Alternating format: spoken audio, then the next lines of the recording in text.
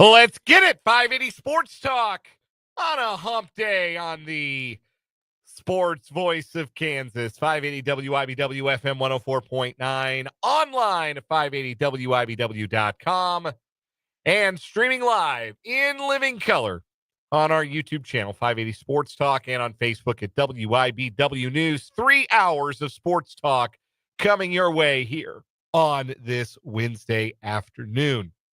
Voice holding up okay? Yeah, we'll see. We'll see if I got 3 hours in me. We'll find out. I'm Dan Lucero, Brendan Wrzinski, Spencer Dupuis. Gang's all here on a Wednesday afternoon. Thank you so much for being with us here on 580 Sports Talk. We've got plenty to get to today, including rock bottom, I think we can call it, for Kansas Jayhawk basketball.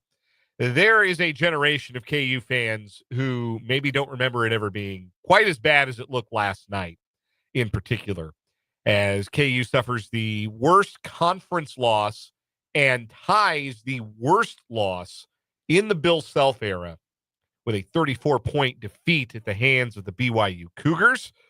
We will get into plenty of that. We'll talk KU. We'll talk some K-State later on in the show with Tim Fitzgerald, GoPowerCat.com. He'll join us at the bottom of the 4 o'clock hour. Going to talk some Royals baseball today. See if we can't fill out their bench.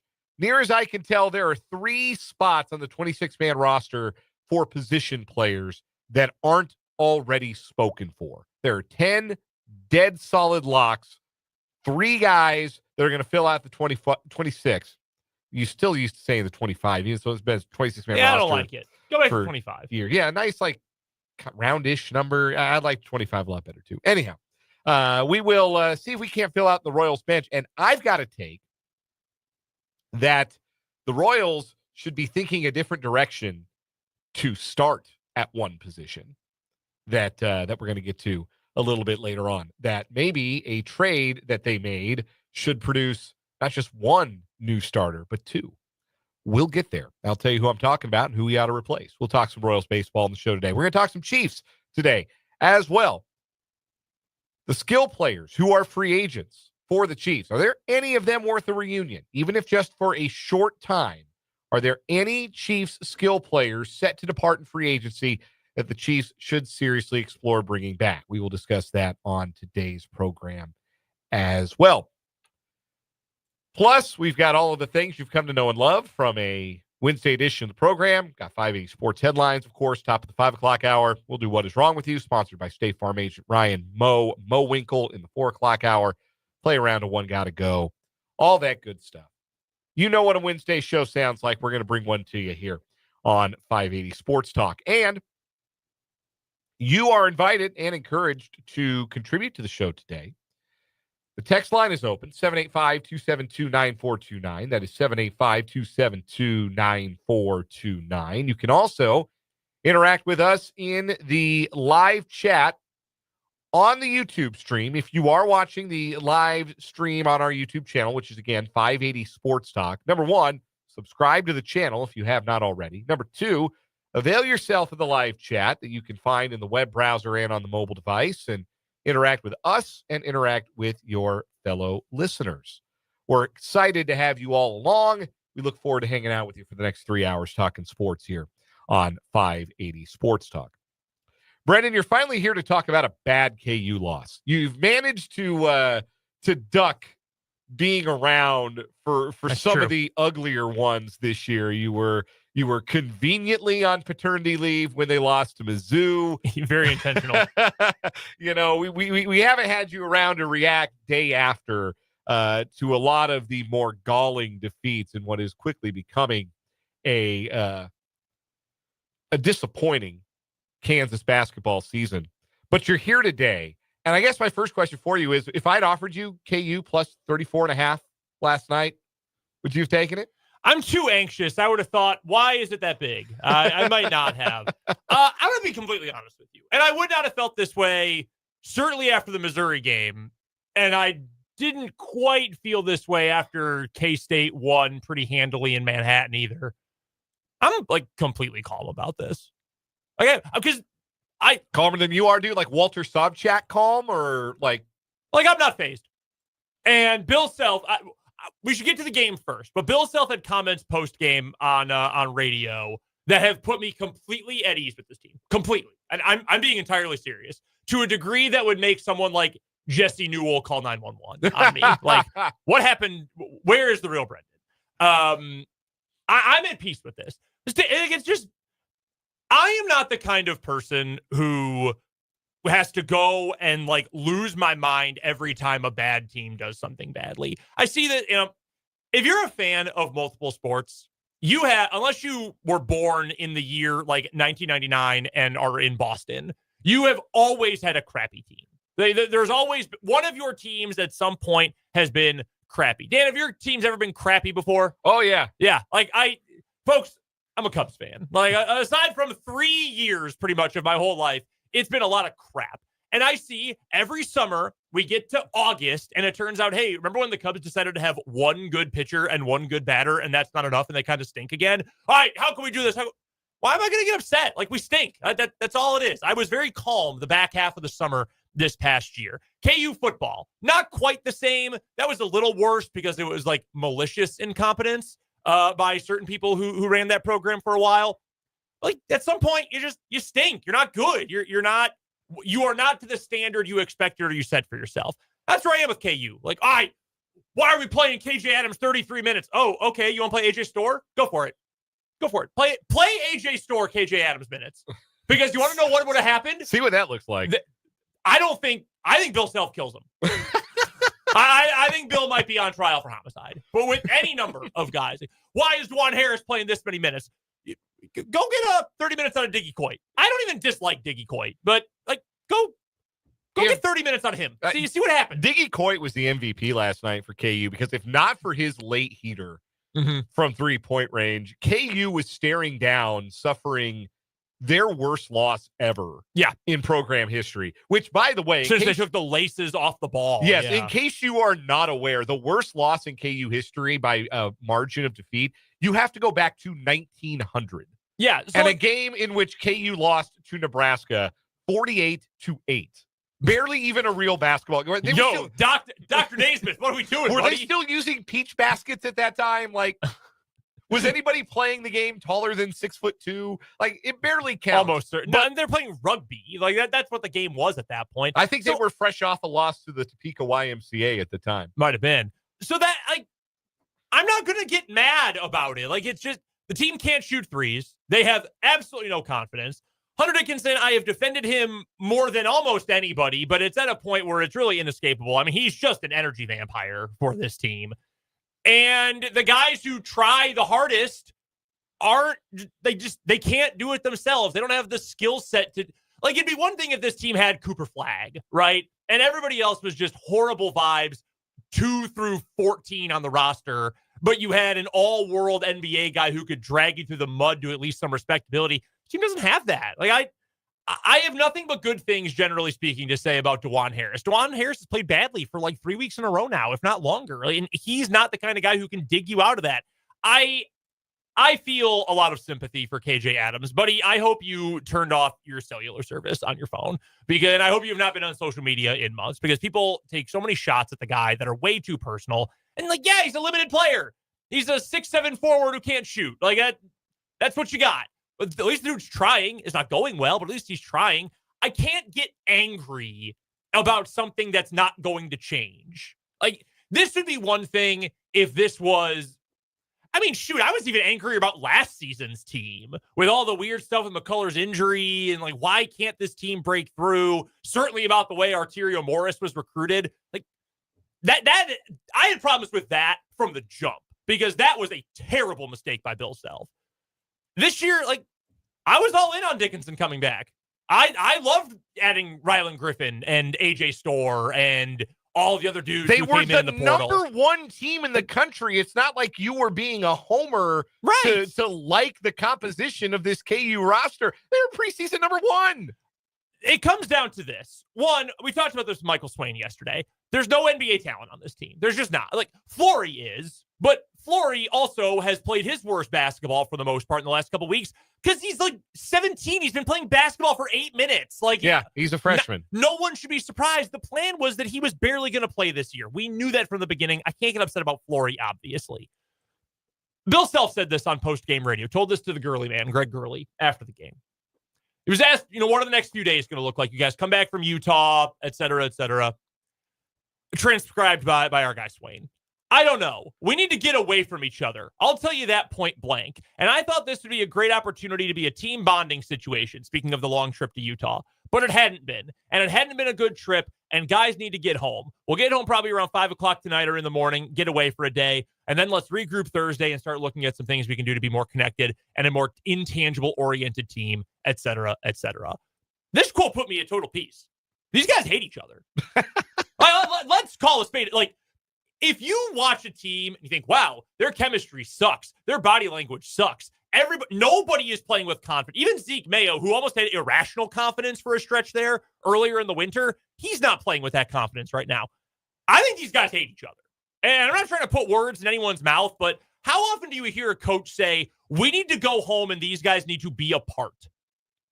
I just don't think this team has any sort of chemistry. I think you built a team that you didn't intend for them to be mercenaries, but they kind of turned out to be. Like, AJ Storr is going to be on his 8th school in 8 years next year. Even if he didn't want to leave, I cannot imagine Bill Self says, hey, yeah, can't wait to have you back. I bet that exit interview is going to go pretty quickly. I thought Rylan Griffin was going to be an all Big 12 guy for his next 2 years of eligibility. That's been a nightmare. As much as he's had a couple games where it looks like he's finally breaking through, that has not worked out. Again, I've been a Hunter Dickinson defender. I've called out the Hunter haters all year.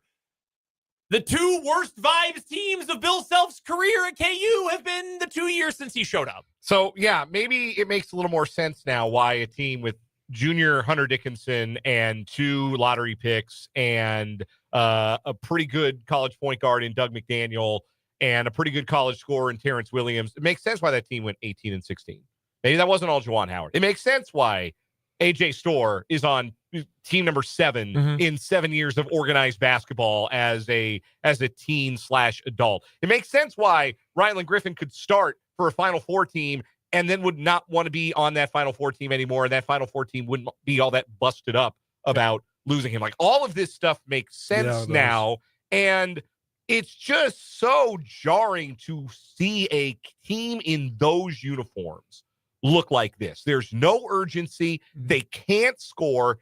And the lack of attention to detail is just startling to me. I've never seen that from a Bill Self team. That's not how he gets beat, right? When KU loses, it's a running joke, right? A team will 3 him to death. Like, they'll come in like as a 31% three-point shooting team and they'll shoot like the 2016 Warriors. Or maybe you catch KU on an off night because those things happen. Like, nobody goes undefeated. But, like, you don't see KU lose because they were both disorganized and didn't make up for that with the effort. No, they're playing selfish basketball, and I think anybody will tell you that. And it's one thing when you hear it from, Joe Jayhawks 69 on the app formerly known as Twitter. Like, okay, that's a bit that comes up every year. This team is so unlikable. Remember when the national championship team was unlikable, and then they beat K-State, and then like, oh wait, we love these guys. Remember when the 2018 team that went to a Final Four that we went to that Final Four happened, by the way, Mark Emmert. That team was quote unquote so disliked by the fan base that like every single senior during their senior night speech, like, hey, we see your tweets and we took it to heart and we hate you guys, but we keep winning. Like, we that took happened. That personally. I was there for that. I remember that very vividly. Like, that's the thing that comes up every year. But now it's, hey, like, Christian Brown is tweeting about it, and Cole Aldrich put the managers in because at least they might care. Whoa! That's fighting words. And I trust Cole Aldrich. I do. Yeah. No, I mean, they're playing selfish ball. I would like to address something here, and I think it pertains. This is from Barbara in the YouTube comments. It says, NIL has really leveled the playing field for recruiting for KU, in my opinion. And I think that's a very commonly shared opinion, and I think there is an element to that. I think the problem is more so KU. No, Bill Self used to talk about three-pointers being fool's gold, right? You can't fall in love with the three. You have to win in other ways. I think the transfer portal, to a degree, is fool's gold because you can fall in love with well, we can go recruit a player, a guy who might be a top 20 recruit in the country who could be great. Or, well, shoot, I mean, AJ Storr put up double figures in the Big Ten last year at Wisconsin. Like, we get him in system. Oh, boy, we need an offensive spark. Rylan Griffin, well, he started for Alabama. Oh, well, hold on. Hunter Dickinson, 7 feet tall, averaging 20 and 10. For a Bill Self-coach second team All-American as a freshman. Wow, was he All-American as a sophomore or junior? Never mind that. He was an All-American as a freshman. So you can fall in love with that, and then because I do think that's a large part of the problem. Because go back through teams that have won the national championship in recent years, like UConn. Oh, well, brought in Alex Caravan, right? He was one of the, well, yeah, sure. Stephon Castle was their own guy, though. Donovan Clingan was their own guy. Their best players were homegrown talents. They won 2 in a row. KU, 2022. Yes, Remy Martin, insanely important to winning that national. Most outstanding player of the region in that tournament. Ochai Agbaji, homegrown guy. Christian Brown, Jalen Wilson, David McCormick, Mitch Lightfoot, DeJuan Harris. You had a 7-man rotation. 6 of them were your homegrown guys. Look at all the recent championships. I'm not saying you can't win with a lot of good players from the portal. Go look at football. Look at Ohio State. Quinton Judkins, and a bunch of dudes. Will Howard, their freaking quarterback, the most important position on the field. Like, they had a bunch of guys. I'm not saying you can't win by bringing in high-profile transfers. I do think, though, you can run into a spot where guys are in the portal for a reason. Michael Swain has said that to us. Tim Fitzgerald has said that to us. Other guys, CJ Moore has said that to us in the past. We'll talk to CJ tomorrow on the show. You can fall in love with the idea of, this is a finished product. We don't have to waste any of the non-conference part of the season working on getting these guys used to the system. They're adults. Like, Hunter Dickinson's 22, 23 years old, whatever he is. Like, this is an adult. He doesn't need much time. He's going to fit in. Unless you bring in a bunch of dudes who don't need a lot of time to acclimate to the system because, like we talk about with some quarterbacks in the NFL, they are the system. AJ Storr is going to run the AJ Storr offense, whether you like it or not. And I guarantee you, Bill Self does not like that. Hunter Dickinson's going to do what Hunter Dickinson's going to do because he did it for 3 years at Michigan. You know what it is. And I'm not trying to say that, like, oh, well, this should have been obvious in the springtime last year, in the summertime. Should have been obvious. No, like I said, I was all in on this. I 100% was behind the way KU tried to build the roster this year. But you don't have enough top-end talent because those guys don't hit the portal generally. And you have a bunch of guys who are in it for themselves right now. Like, even Diggy Coit, who I think is a good team player, and I hope he comes back next season when he gets his free 5th year because of the JUCO thing. Like, can you pass? Sometimes I would like him to be a backup point guard next year, but sometimes he goes into it for himself. That's the risk you clearly run into. And I hope that while people like myself or you guys have noticed that now, I hope that's something Bill Self can notice. And next year, when you're going to have to add more dudes to the portal because so many guys are going to leave, we should build around Darren Peterson because we need to build around the most talented player we have. Maybe we shouldn't build the entire boat out of, like, Nerf. Because you throw a Nerf football in the water, yeah, it's going to float. Like, that'll work. You try to build an entire boat out of Nerf, what happens? It absorbs a lot of water and sinks. So what's funny about this, I found this quote on X, somebody posted it, but it was KU posted this on their social media 124 days ago, a quote from Bill Self that said, "We've got a roster you're absolutely going to love," end quote. And in theory, on paper, looks great. Again, on paper for sure. A lot of people loved it. Again, this is not again, Brendan seeing it through Jayhawk glasses here. This was a team that, like, people whose job it is to vote in the AP poll voted the number 1 team in the country. And we have arrived at a point. Look, I said this 3 weeks ago, and I happened to say it right before the Iowa State game, and then they went out and beat Iowa State with their own arms for 40 minutes at Allen Fieldhouse. And so maybe in retrospect, that was the wrong time to deliver that message, but I stand by what I said 3 weeks ago. This team doesn't have any dog in it. This team doesn't have any heart. This team isn't mentally tough, and it starts with your best player. And watching Hunter Dickinson last night, number one, he was terrible. Like those numbers, he had 12 points and 14 rebounds. That is the bare minimum a guy who is a 7'2" All-America candidate should ever have in a basketball game. But watching him play, watching his body language, watching him get up and down the floor, watching him get lost on defense, watching him miss hook shot after hook shot as his touch has completely betrayed him here in his 5th year of college basketball. Yep. He's not having fun. Like, he doesn't look like he wants to be out there. No, you're so right about DeJuan that. Harris looks like he's a little bit over college basketball in year 6 as part of this program. AJ Storr is absolutely mentally scanning his way through the transfer portal, even as he's dribbling the ball up the court or loading up to shoot a three-pointer. Like, nobody in the biz works harder than AJ Storr's agent. This team looked checked out last night. And if there's a modicum of pride in them, we've got 5 games left to see it. And after the next 2, the 3 after that are maybe the hardest. And there's a real chance that KU drops 3 of their last 5. And then we're talking about the lowest seed a KU team has had in the NCAA tournament since 2000, because they're not getting a top 4 seed. Folks, if you bought tickets to Intrust Bank Arena and the first weekend of the NCAA tournament thinking I'm going to get to see the Kansas Jayhawks in Wichita, nope. No, you're not. I'm going to tell you right now, get ready to learn TJ Otzelberger, buddy, because Iowa State's going to Wichita and Houston's going to Wichita maybe, but KU, no, they don't give preferential treatment to 6 seeds. 7 seeds. And that's what we're looking at with this Kansas team. And again, I think it shouldn't be this way. No.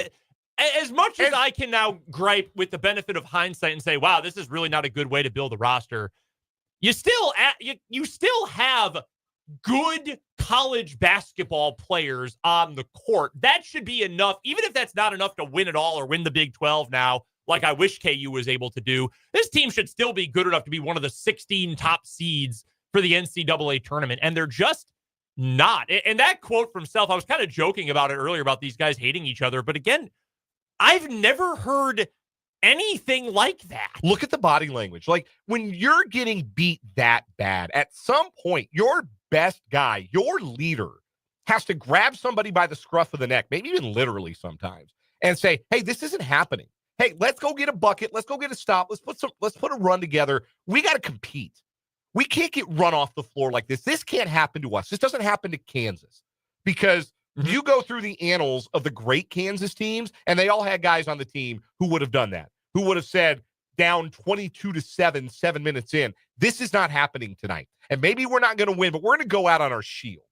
And that KU couldn't even muster that. That's what I was trying to illustrate, and you put it a good way there. That's what I was trying to illustrate when I mentioned Jalen Wilson yesterday. I put that on social media during the game, too. Like, God, a guy who, even if he's not going to be, like, scream in your face kind of motivator, like, that guy is going to take the ball, and he's going to work himself to death trying to pull you to a victory. And I have so much respect for guys like that. Not that I don't respect other players, but, like, this team doesn't have a guy like that. Like, Rylan Griffin wasn't going to go out there last night and say, give me the ball. We're going to go down firing because I'm just not going to let us get embarrassed. And I'm not trying to point specifically at Rylan Griffin. And I don't think we should point specifically just at Hunter Dickinson or just at KJ Adams or specifically at anyone. This is a group effort. Yes, it's a group failure.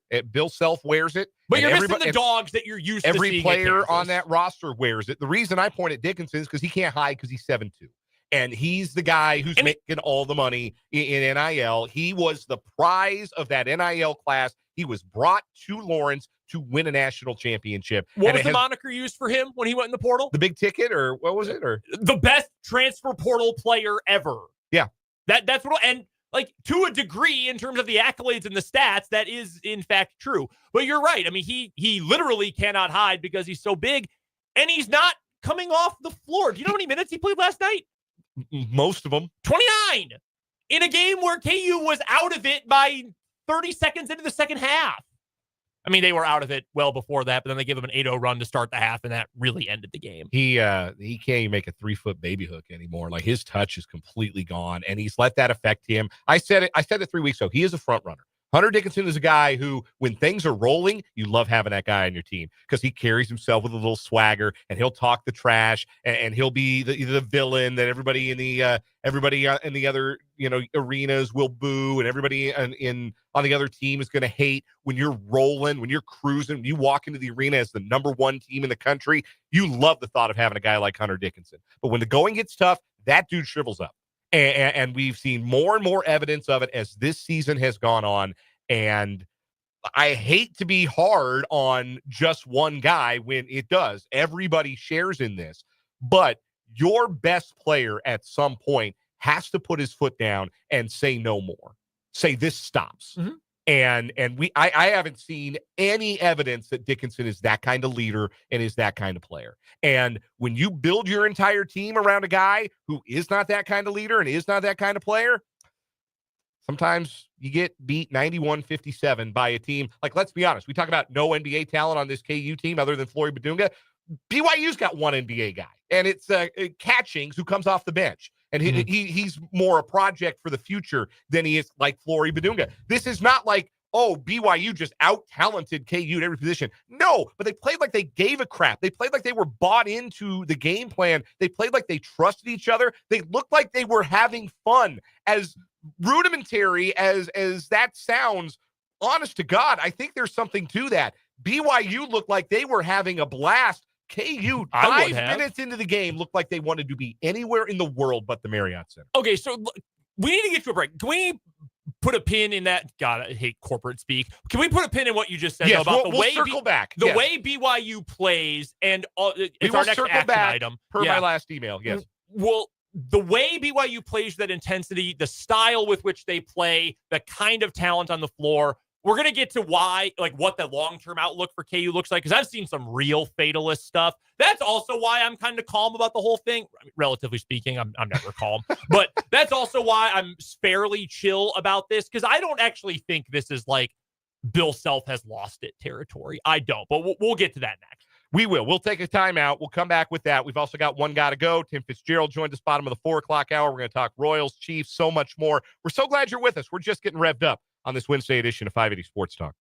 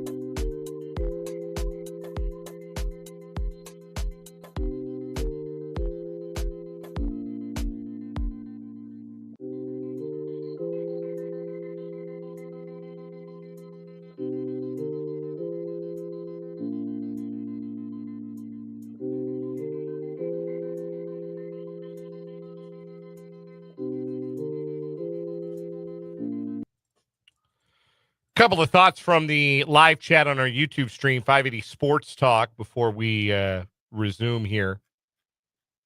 Christopher points out the Cougars had a point to prove last night. Still have their starters in with under 3 minutes to play. They want to embarrass KU as much as possible. I noticed that. Richie Saunders didn't come out till like a minute and a half left in the game. That was something like a signature performance for BYU. They wanted to put a stamp on that one, no doubt about it. Jeffrey, hey guys, we have a chance to improve the seed line. Yeah, no doubt.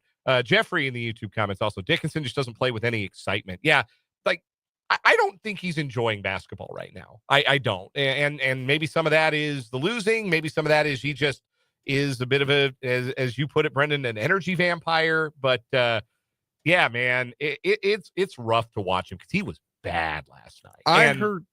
Go ahead. I heard from a friend who went to KU a few years ago, so he kind of checks in on KU a lot. Like he watches them whenever they're on TV and such. And he's like,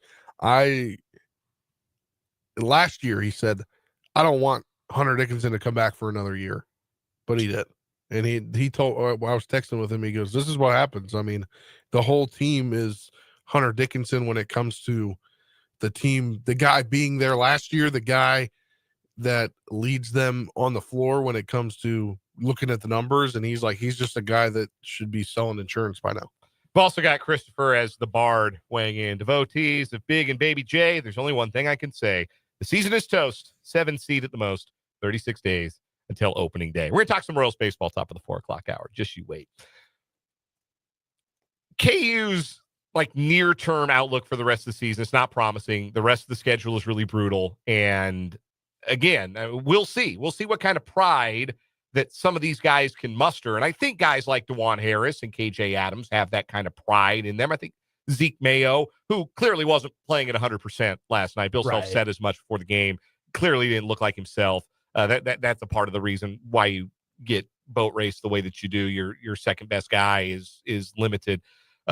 Hopefully he can take advantage of a couple of days off and be closer to full health as the season resumes Saturday at home against Oklahoma State. But yeah, the near term, the short term of it, as far as where KU goes from here, Michael Swain laid it out yesterday. Does feel like a lot of guys are going to be back for next season from this current roster. Like Flory Badunga, sure. Elmarco Jackson coming off of his patellar tendon injury. Maybe Ray Keys Passmore, but Passmore kind of fits the profile of guys who leave after 1 year in that he's barely playing and isn't playing well when he does play. So I don't know how good I feel about Passmore coming back for another year. I like the 3-man high school class that Self has assembled to this point. I think Bucket Jones might be the best recruit they've had since Andrew Wiggins, and I'm not the only one who thinks that. There are some people who will tell you think higher. I've read some stuff from Eric Bossy and the people he's talked to. E-Boss is so good at what he does. Say, hey, do not put a ceiling on Darren Peterson. And like AJ Dibansa, who's going to BYU, is incredible. Like truly, truly incredible. It sounds as though there are at least some people in the prep basketball recruiting world who say, I would rather have Peterson. Not everybody, just that's things that he has said. I will tell you, I have heard rumors, not a report, just rumors. Only 2 of the recruits might make it to campus, which, I mean, it is what it is. And maybe it ends up being all 3. Now, to be fair, if you want to connect the dots here, Darren Peterson ain't going anywhere, and one of those recruits is already on campus. So, again, read between the lines there. I don't know that's for sure. That's not a report. I've just heard some whispers. And that might change. You might end up with all 3. And if they do, I like all 3 as well. I would hope, honestly, and maybe this takes a little NIL sweetening of the deal for Rakeem Passmore. Honestly, that's the kind of guy I really do want back. And I remember there was a lot of talk even going into this year, like, hey, is Elmarco coming back? Because I remember he was bad as a freshman. Yeah. He was also put in a difficult spot, without question, because Arterio Morris never should have been recruited and never made it to campus in a meaningful way. These are the kind of guys I want to stick around, man. And look, if Passmore and Elmarco come back and Jamari McDowell come back and I don't know if Jamari will ever be more than a 6-man, which is fine. Maybe they come back and then they say, hey, you know what? Junior year didn't work out. We're out of here, or sophomore in Passmore's case, in which case, fine. I think the best way forward for KU is dudes who have an edge to them, who have a toughness to them that I don't think this group has. And I think Passmore's got a little bit of that. He's got confidence. There's no doubt about that. I think El Marco, while he was kind of scared last year because he didn't know what he was doing, I do think he's got an element of confidence to his game and his athleticism for sure. I think Bucket Jones, Darren Peterson certainly has that. Those are the kind of guys I want. I think it matters having guys who are part of the program. A couple guys, upwards of even maybe 3, depending on who it is, who like are new to it, who are veterans, who are the transfer mercenary guys. 2, I think, is a good number. 3 kind of depends on it. You're going to have to find transfers one way or the other.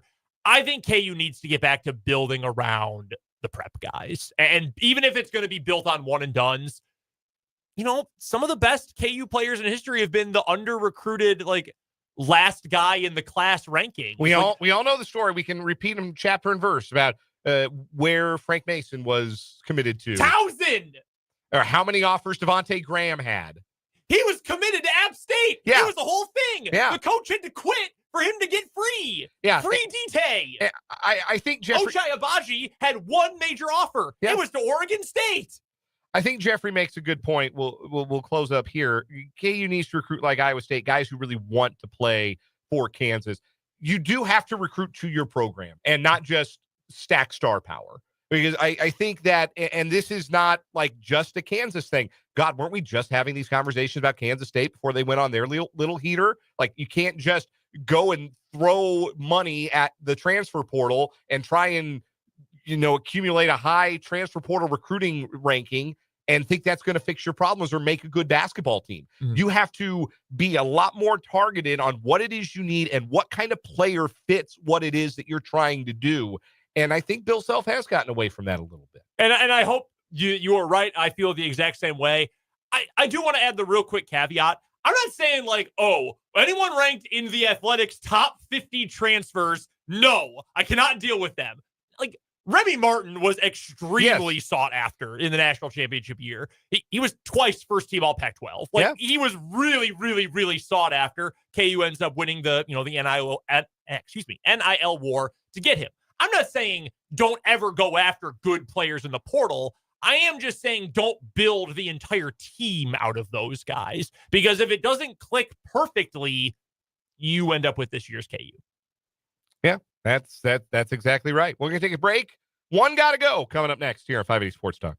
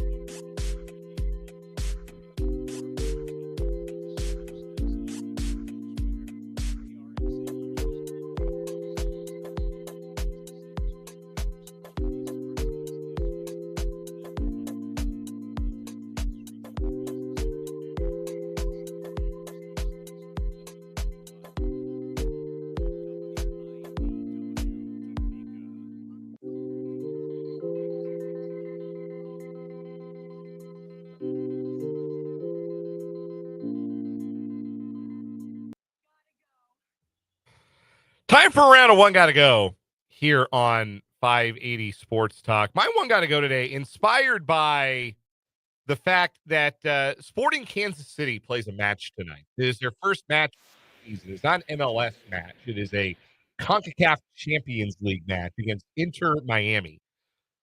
And I don't know if you've been watching the news, checking up on what the weather's doing out there, but it's going to be cold as balls in Kansas City tonight, okay? Like stupid cold. And they're going to play soccer in it. So outdoor sports in cold weather. One of them got to go. One of them you don't like. And the outdoor sports I'm giving you are football, baseball, and soccer. One got to go. Soccer. Yes. I mean, I just like soccer the least. And I do not appreciate this. Let me phrase it this way. I don't appreciate the sport enough to enjoy the minutia of it when it's that cold. So Exactly. I think soccer is the answer too, and let me explain why. Football, you got guys who are actually kind of enjoying the fact that it's cold, and plus they're wearing all that padding, so you get a chance to layer up a little bit. Baseball, there's one class of player who likes the cold weather. Pitchers. Pitchers love working in cold weather. I always like pitching in cold weather because hitters didn't like to make contact on the inner half or on the outer edge because it would sting. It bees in the bat, right? Oh, wait, so are we watching a game outdoors or are we playing the game outdoors? Well, I'm giving my reason. Okay. So at least there's somebody enjoying it. But like soccer in cold weather, like if it's snowing or just bitter cold, ain't nobody having any fun. Like that is just people who want to get 45 minutes, get me to halftime of those orange slices, get me inside as fast as possible. And you don't have those feelings necessarily in baseball or in football. So that's why soccer is the got to go for me there. I think the other part too, in soccer, people say, well, there's just a lot of standing around. And I will defend soccer here. There's a lot of standing because there's also a lot of sprinting and it's a big field and all that. So I can understand that. Here's the problem though. You ever been exhausted when it's really cold out? It does not feel good no at fun. all. Yeah. It's it would have to be the least fun to play in the cold, I would imagine. And then I think from a spectator perspective, like I would say baseball is maybe the worst to watch in the cold. Like sitting outside at a baseball game when it's cold, I would think is worse. Because soccer, the whole thing is to jump around and chant and sing and do all that, bang the drums and everything. Like baseball, you're just kind of sitting there and it's cold. And that's so baseball would be the least fun to sit in cold, inclement weather, but soccer would be the least fun to like participate in. I will say for baseball, I guess if you're playing it, it depends on the position. Because you're sitting in an actual dugout, like that wind is going to whip through. That's not going to be a lot of fun while you're batting. I'd much rather play than be on the bench. Imagine if you are playing right field and you've got like a ground ball pitcher on the mound. You're just standing there for 2.5 hours doing nothing in bone-chilling cold. And it's like between pitches, you're like doing high knees, just trying to stay warm. Blowing into your throwing hand. Yeah. Like football, at some point, you're right. Like at some point, you're just like nuts. And you just like, let's smash in the cold. You're going to concuss yourself anyway. That's one of those, like, in retrospect, you can look back and say, actually, it was inhumane to have us play in the kind of temperatures that they played in that wild card game with the Chiefs and the Dolphins a couple of years ago. Like, you look back on it and say, but, like, going into it at the time, you're like, yeah, real ball, baby, and I'm going to warm up with no shirt on and all that. The mentality is completely different. Yeah. You got a quick one, got to go? I was going to do one with KU, and then it just made me really depressed. So I'm going to pass on talking about which transfer would you like back. I'm going to pass. None of the above. Bro, Diggy Coit runs away with it, like by far. Yeah. And David Coit's like funny. That's the best thing I can. And then I'm not trying to rag on the guy too much. But nobody appreciates the jokes I make when he gets hot, hits a couple of threes in a row, and I say, it's a Diggy party. Nobody understands the reference I'm trying to make. I don't. Either they... Admittedly, I don't think I do. You familiar with the Diddy parties? Got him in trouble. Yeah, so we have a Diggy party. I don't think I like that. Except it's 3-pointers and fun. I'm going to request a change in reference here. Is there somewhere I can submit a work ticket to get that changed? We'll mull it over during the timeout. We'll come back, wrap up the 3 o'clock hour, 580 Sports Talk next.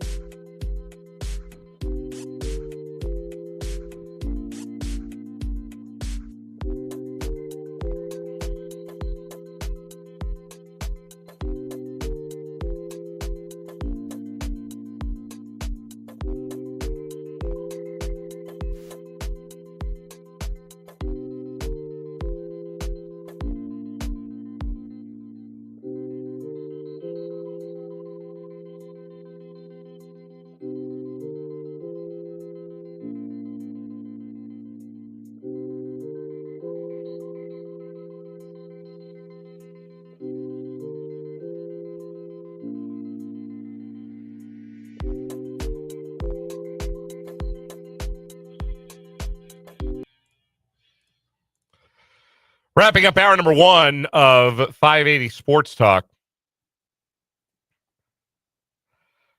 We've got Tim Fitzgerald coming up next hour. We'll talk K-State sports with Fitz. Let's go powercat.com. Get his thoughts on the O for Utah road trip for K-State, whether they can reverse the skid coming up on Sunday when Arizona State comes down. That is a Sunday game, not a Saturday game this week. Also going to do what is wrong with you, and we're going to talk a little Royals baseball. Jake Eisenberg, the radio voice, one of the radio TV voices of the Royals, posted a couple of pictures on Blue Sky earlier today. One from a very snowy KCI, and then one from a very not snowy and, in fact, beautiful Surprise, Arizona. I am never more jealous of media members than I am jealous of media that get to go to spring training.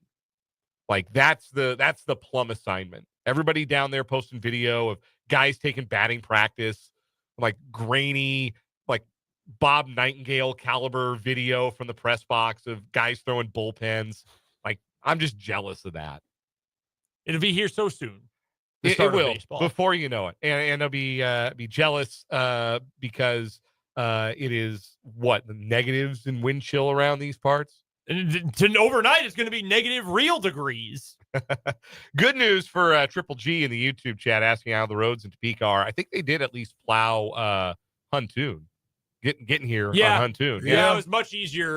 They're in better shape. Yeah. Wasn't easy for me. I should have gone the new route that I have to take. Should have gone Wanamaker and then gone straight up.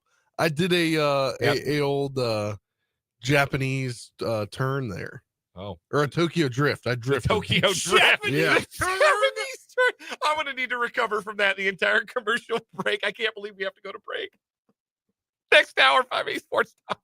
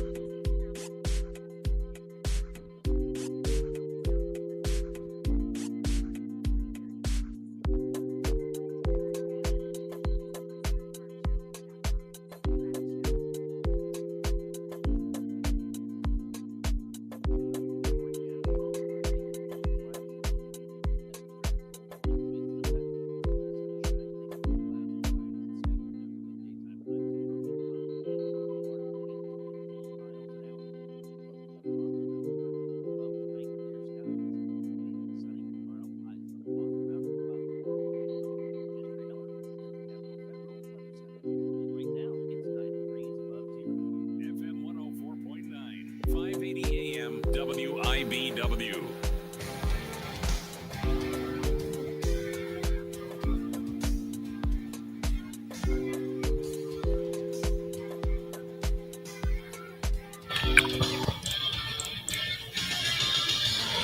Let's get it. Hour number 2 of 580 Sports Talk on this frigid hump day in the capital city.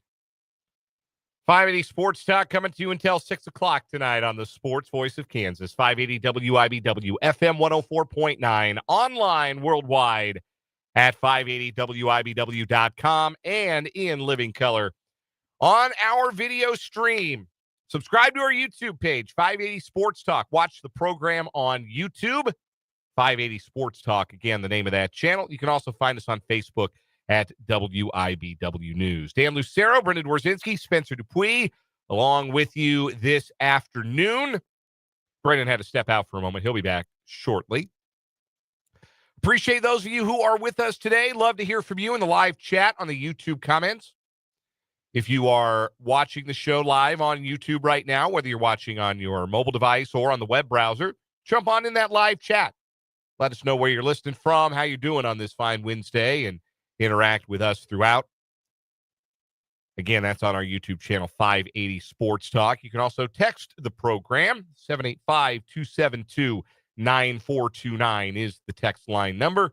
Shoot us a text, 785-272-9429. If you missed the first hour or any part of any show any day, lots of ways you can get caught up. Our video stream is archived on our YouTube channel, 580 Sports Talk.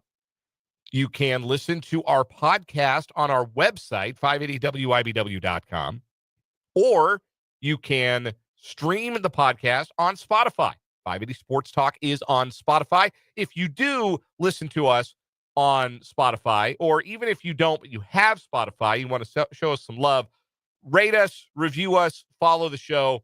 We appreciate that. It does a great deal for us if you do that over on Spotify. Again, 580 Sports Talk is where you can find us there, and it's an hour-by-hour breakdown of the show, every show that we do here every day on 580 Sports Talk. We've jumped another few followers, so shout out to our new Spotify followers. Love to hear that, and hope more of you will follow along and catch up with the show if you miss any of it in that fashion. You can also, of course, follow us on social media. We're on X, 580 Sports Talk. We're on Blue Sky, 580 Sports Talk as well. If some of you have migrated over to a different platform or are using both platforms or are just using one of them, we're still there. We're still in a place where you do posts and link to the shows, preview the shows, link to our work, live tweet or post whenever we're at a sporting event. You can still find those things, whether you follow us on X, the Everything app. Everything happens on X. Give X your banking info, your social security number, your mother's maiden name, all that fun stuff. Follow us on X, 580 Sports Talk. We're still there. We're also on Blue Sky, just like 30 million others at 580 Sports Talk as well. Any way that you would like to interact with the show, we try to make that possible for you. We appreciate those of you who do that and who follow along today. Coming up later on this hour, we got another round of What Is Wrong With You coming up, sponsored by State Farm agent Ryan Mo Winkle Insurance and Financial Services. Look forward to another round of that. We also look forward to Tim Fitzgerald's visit with us, as we do every Wednesday. Fitz from GoPowerCat.com, part of the 24/7 Sports Network. He'll join us to talk about K-State basketball's 2-game skid on their trip through the Beehive State and their chances of rebounding sufficiently to get back in the NCAA tournament picture over their Final 5 regular season game. And, of course, whatever else might come up with Fitz. He'll join us at the bottom of this hour on the Fleming Place Wine and Spirits hotline. Still have some sports headlines to get to. Going to talk some Chiefs football as well. Talk some skill position free agents and which ones the Chiefs might be wise to consider bringing back. That's all still to come. And again, we want you to weigh in. The text line, 785-272-9429. I might give away some K-State basketball tickets today, too, while I'm thinking about it. I think... men's or women's? I've got some men's tickets. I got to pay for Sunday. I got a pair for K-State, Arizona State. And I'm going to go ahead and just pull up my, excuse me, this would be a bad time to get the hiccups.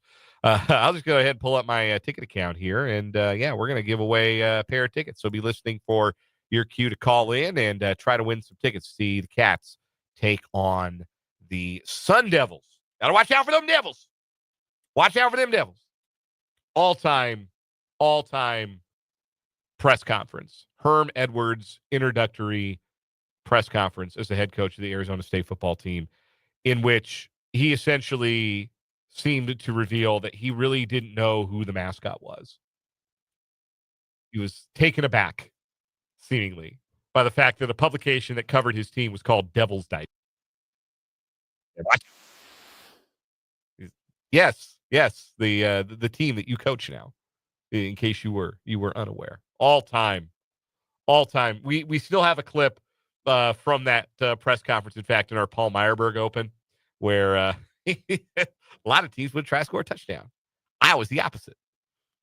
Man, Herm, a gift that kept on giving for so many years. I don't know the Chiefs fans feel the same way, but absolutely a gift that keeps on giving.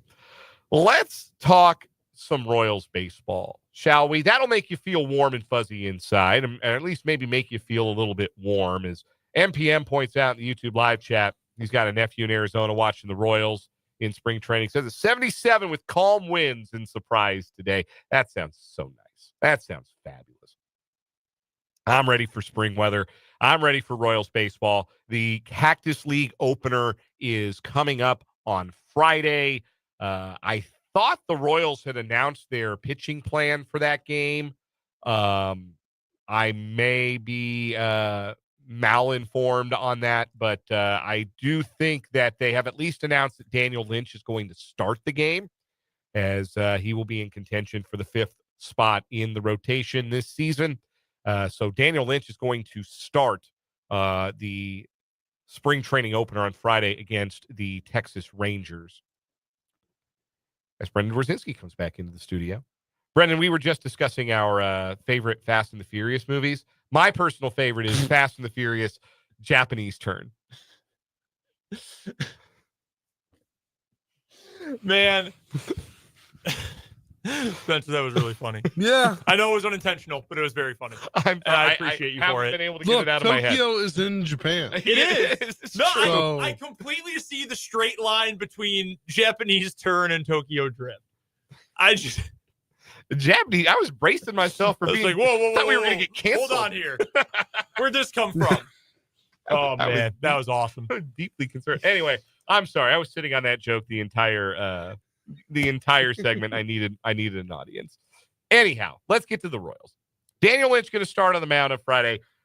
We'll see something close to an opening day lineup. That's usually how teams roll. They'll put a pretty strong lineup out there for the first 3 innings of the first spring training game.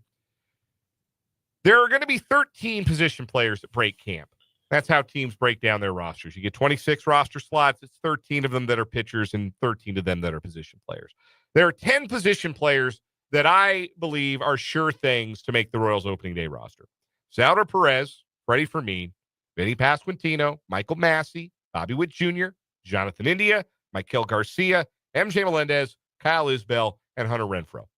Everybody agree with me in the room? All 10 of those guys are going to make the opening day roster. Yes. They're not going to DFA one of those guys or anything like that. Those guys are set. Those guys are locks. Yep. So that leaves 3 spots. You got 10 spoken for, it leaves 3 spots. It's not the most inspiring group of guys that are vying for those final 3 spots. You're going to hear a lot about Nick Prado getting some outfield opportunities. He's out of minor league options. So is Nelson Velasquez. And what that means, for those who are unaware, is that if Prado and Velasquez do not make the opening day 26-man roster, they would have to pass through waivers before the Royals could send them to AAA. And they would be eligible to be claimed by any other team. So the Royals would risk losing Prado or Velasquez to waivers if they don't make the opening day roster, because they cannot be optioned to the minor leagues. Kevin Biggio is a similar case, the non-roster invitee, former Blue Jay. I think he played for the Dodgers last year. And he popped up with somebody else. Kevin Biggio is not on the 40-man roster and has 5 years of big league service, so he would have to accept a AAA assignment. But the Royals could add him to the 40-man roster if they wanted to put him on the opening day roster. Drew Waters is still around. Nick Lofton had a cup of coffee last year with the team. Dairon Blanco stayed with the team most of the year. Tyler Gentry had an okay year at AAA. Joey Weimer was acquired in the Jonathan India trade with the Reds, a former top prospect with the Brewers who had been traded from Milwaukee to Cincinnati before last season, now is in Kansas City. Those, to me, represent the 8 guys from whom Matt Quatraro is realistically choosing from. I don't think anybody else, well, what about Jack Caglione? I don't think Jack Caglione is making the major league roster. I think he needs some minor league seasoning. I know that he has been impressive just in the early camp practices. It's really exciting to think of what Jack Caglione can be, but I don't think he's going to break camp with the big club. I think it's going to be 3 of these 8 guys. So let's game it out. Who makes the cut? Who among these 8 guys is going to be on the opening day roster? I will submit my 3 that I think is going to be. Oh, I thought you were just giving up. No, I'm tapping out. Yeah, I have no idea. Different kind of submission. I mean, it's not like I said, it's not an inspiring group of guys. There's not a lot of ceiling raisers here. I think the Royals are done with Velasquez and Prado. I think that they will not shed many tears if those players slip through and get snagged by somebody else on waivers. Nelson Velasquez can't hit anything that spins, which is too bad because stuff that doesn't spin or spins like a normal fastball, he can hit that to the moon. Mm-hmm. The idea of Nelson Velasquez is very good. He's a career 162 hitter against anything that spins. At some point, you have to hit spin, and he can't hit spin. Nick Prado can't hit anything, unfortunately. So that's why I think the former first-round pick is going to be out of chances, too. So I don't think it's going to be either of those 2 guys. Toss them out. I think Kevin Biggio makes the team. I think the Royals need an extra left-handed bat off the bench. I think Biggio is not like a great hitter, but at least he's a patient hitter, has a little bit of an on-base skill that the Royals bench really lacked last year. He can play some third, he can play some second, he can play some first, he can play some corner outfield, really can play just about every position. And as a left-handed bat, I think it's an upgrade from what Adam Frazier offered in a similar role last year. I think it can be. Without question, because in my eyes. Frazier took a wet noodle to the plate for however many at-bats it was that he got. I saw when he originally signed his minor league deal with the Royals, I saw, or got the invite, whatever it was, a lot of people responding on social media, wherever else, that super utility, man. There's nothing super about this dude's 78 OPS plus. Do you know how to read? That's not what super utility means. That doesn't mean he's super. That means he plays every position. Come on. Yes. Give me a break. Really funny. He also spent 4 games with the Braves. Do you remember that? No, but you should next time you do an immaculate grid with the Blue Jays and Braves. Yes. Yeah, Dodgers and Braves. Dodgers, Braves. Kevin Biggio. I've been using Brian Jordan pretty much every time that one pops up. Nice. Sometimes Greg Maddux, that one's too obvious. Anyhow, I think Kevin Biggio makes the team. I think Dairon Blanco makes the team. I think they like his speed. I think that, he offers something as the extra outfielder. He stuck with the team pretty much all of last season. I have a hard time believing that they won't keep Blanco around as an extra outfielder this year. If nothing else, as a set of legs to run for Sal or run for Vinny in the late innings of a close game, that's a weapon. The third spot. Let me make this proposition to you. Let me propose that not only should that final roster spot go to Joey Weimer, but that Joey Weimer should be given every opportunity to win the starting center fielder job from Kyle Isbell. And let me start my explanation by saying that the numbers think Weimer's better defensively than Kyle Isbell. I have said, and I have said this in defense of Isbell over time, that I'm okay with the Royals not being great offensively in center field if they are instead great defensively. And Kyle Isbell has, for most of his career, been a plus defender. It's allowed him to generate positive value as a player despite never being a positive as a hitter. He hit just 229 last year with a 287 on base and a 367 slug. That's gross in 426 at-bats. It's not happening for Kyle Isbell as a big league hitter. but he was still worth close to a win and a half above replacement. This is according to Fangraph's definition of wins above replacement, because he was a valuable defender. Joey Weimer has been a more valuable defender in his major league career than Kyle Isbell has, and projects, according to Zips, which is Fangraph's proprietary projection model from Dan Zimborski, projects as a better defender than Kyle Isbell does. Not only that, Weimer happens to be right-handed, where Kyle Isbell is left-handed. I know that we're hearing a lot about Michael Garcia maybe being tried out in center field, maybe give him the opportunity to get some center field at bats. I think you go platoon in center field with Kyle Isbell and Joey Weimer, and you see if one of them hits well enough to just win the job outright. I think that's the move going forward for the Royals. That is how I would build the bench. I would go Biggio for the left-handed bat and utility, Blanco for the wheels, Weimer to maybe give you something that is a little bit more offensively playable. Because, look, Weimer's bat is nothing to write home about either, but he's got some legit pop. Like, as a prospect, he had some legitimate power. And if he can tap into a little bit of that, that's an element that Kyle Isbell's never really gotten to in his career. So I think that's the way forward. I think it's Biggio, Blanco, Weimer for the bench for the Royals. I would be fine with that outcome. I would not complain about that being how this all shakes out. Kyle Isbell in his career has 19 home runs over 1,100 plate appearances. Joey Weimer in his only full season in the bigs hit 13. So I'm fine with that outcome. My hold up and why I am not picking Joey Weimer is I think he stinks. He might. He had 10% of his hits in that one 2023 was his only full season in the big so far. Yeah. He had 10% of his hits in 7 games. The first 7 of the season. After that, don't ask what happened to Joey Weimer, because it was really He hit bad. 13 home runs. That was nice. He also hit 204. Although 258 batting average on balls in play suggests maybe a little unlucky. Maybe a little bit unlucky. If you take out those first 7 games, by the way, his batting average falls to 195. Yeah.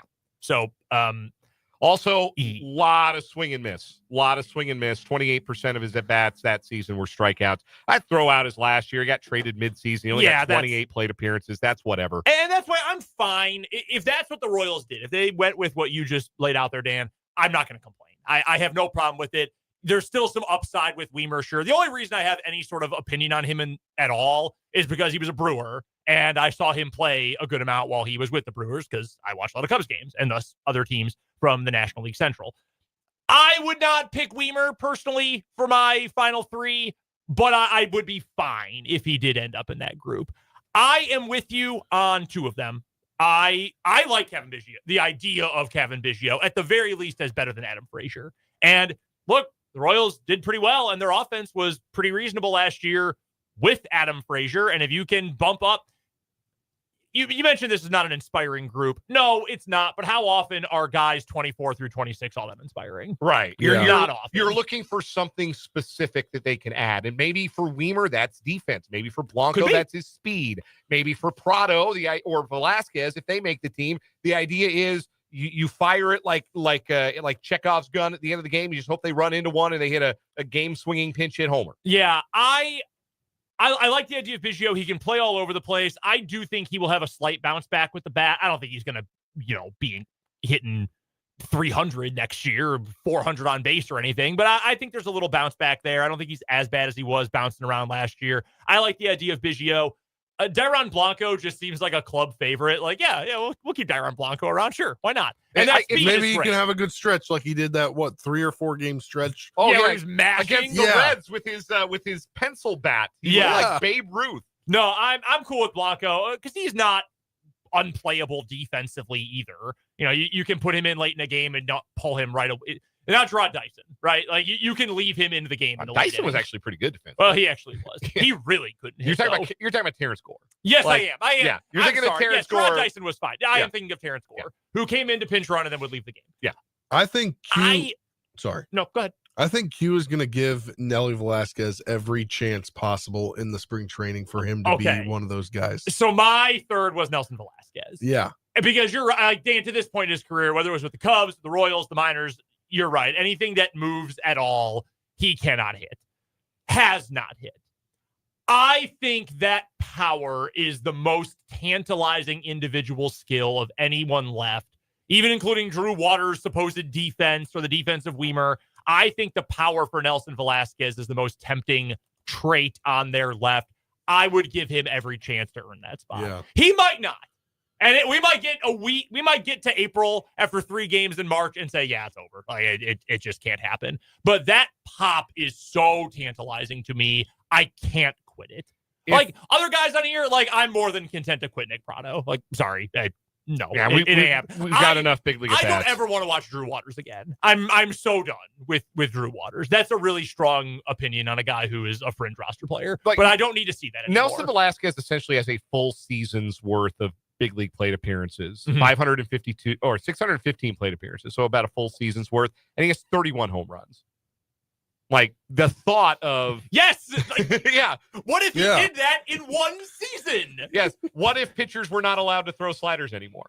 And then you might actually see it. Listen, you run into dumb guys sometimes. Yeah, you It know, happens. fall behind 3-0, maybe you get a cookie, right? Right. That's the idea. And Nelly can hit a cookie a long way. And look, I'm talking about guy 26 here. If you're going into a full, you playing 15 innings or whatever, like he might be the last guy who gets an at bat. But I just can't quit the idea of that power. This year will be the year where I probably end up quitting it, but I cannot quite quit it as of yet. Yeah, I think for the other guys, I think that like Drew Waters feels a little too quad A-ish to me, and plus he's got an option. You can have him for depth. Nick Lofton, same thing. God, Lofton went through that terrible stretch where he didn't get a hit for how long was it? He was 0 for oh my God, it was like awful. 2 months. I really wanted him to be better, but and I thought he would be. He had a promising cameo at the end of 2023. He hit 323 in how many at bats was that? 68 at bats. He hit over 300 in Omaha. He got to the big league level and he just doesn't hit with any authority. Like there's just not any thump. no. Like it's a Nicky Lopezian offensive profile. And yeah, that's not a nice thing to say. Real quick, because you mentioned you don't think Caglianone's going to make it up to start, and I don't either, for what it's worth. MPM on YouTube does ask, do you think we'll see him before the end of the year? Also adds that he looks like an NFL defensive end. He is big. Yeah. He's a Big large dude. man. I think that if he were to force the issue and force his way to the major leagues, that would be a wonderful development. I think it is probably more likely that he has a good, maybe even a great year at like high A/AA and sets the table for a major league debut in 2026. I think that's the trajectory he's on. I think that like Hunter Renfroe's got his option for this year. He's a free agent next year. I think the track is clear for opening day 2026 starting right fielder Jack Caglianone if he handles the minor leagues the way somebody with his talent is capable of handling it. But I don't think it would be any earlier than that unless it was a, hey, we got some guys that are banged up. Yep. And he was like the minor league player of the year. Let's see how it goes. Sure, I hear you on that. It would be good news to see him, but it wouldn't be bad news not to. I don't want the Royals to have to bring him up. That's a good way to put it too. Yeah, and I mean, in what you just said there, Brendan, that would be a have to. We're gonna look toward the future because we had the season we didn't anticipate having. And don't want that. No, don't. What is wrong with you? Coming up next here on 580 Sports Talk.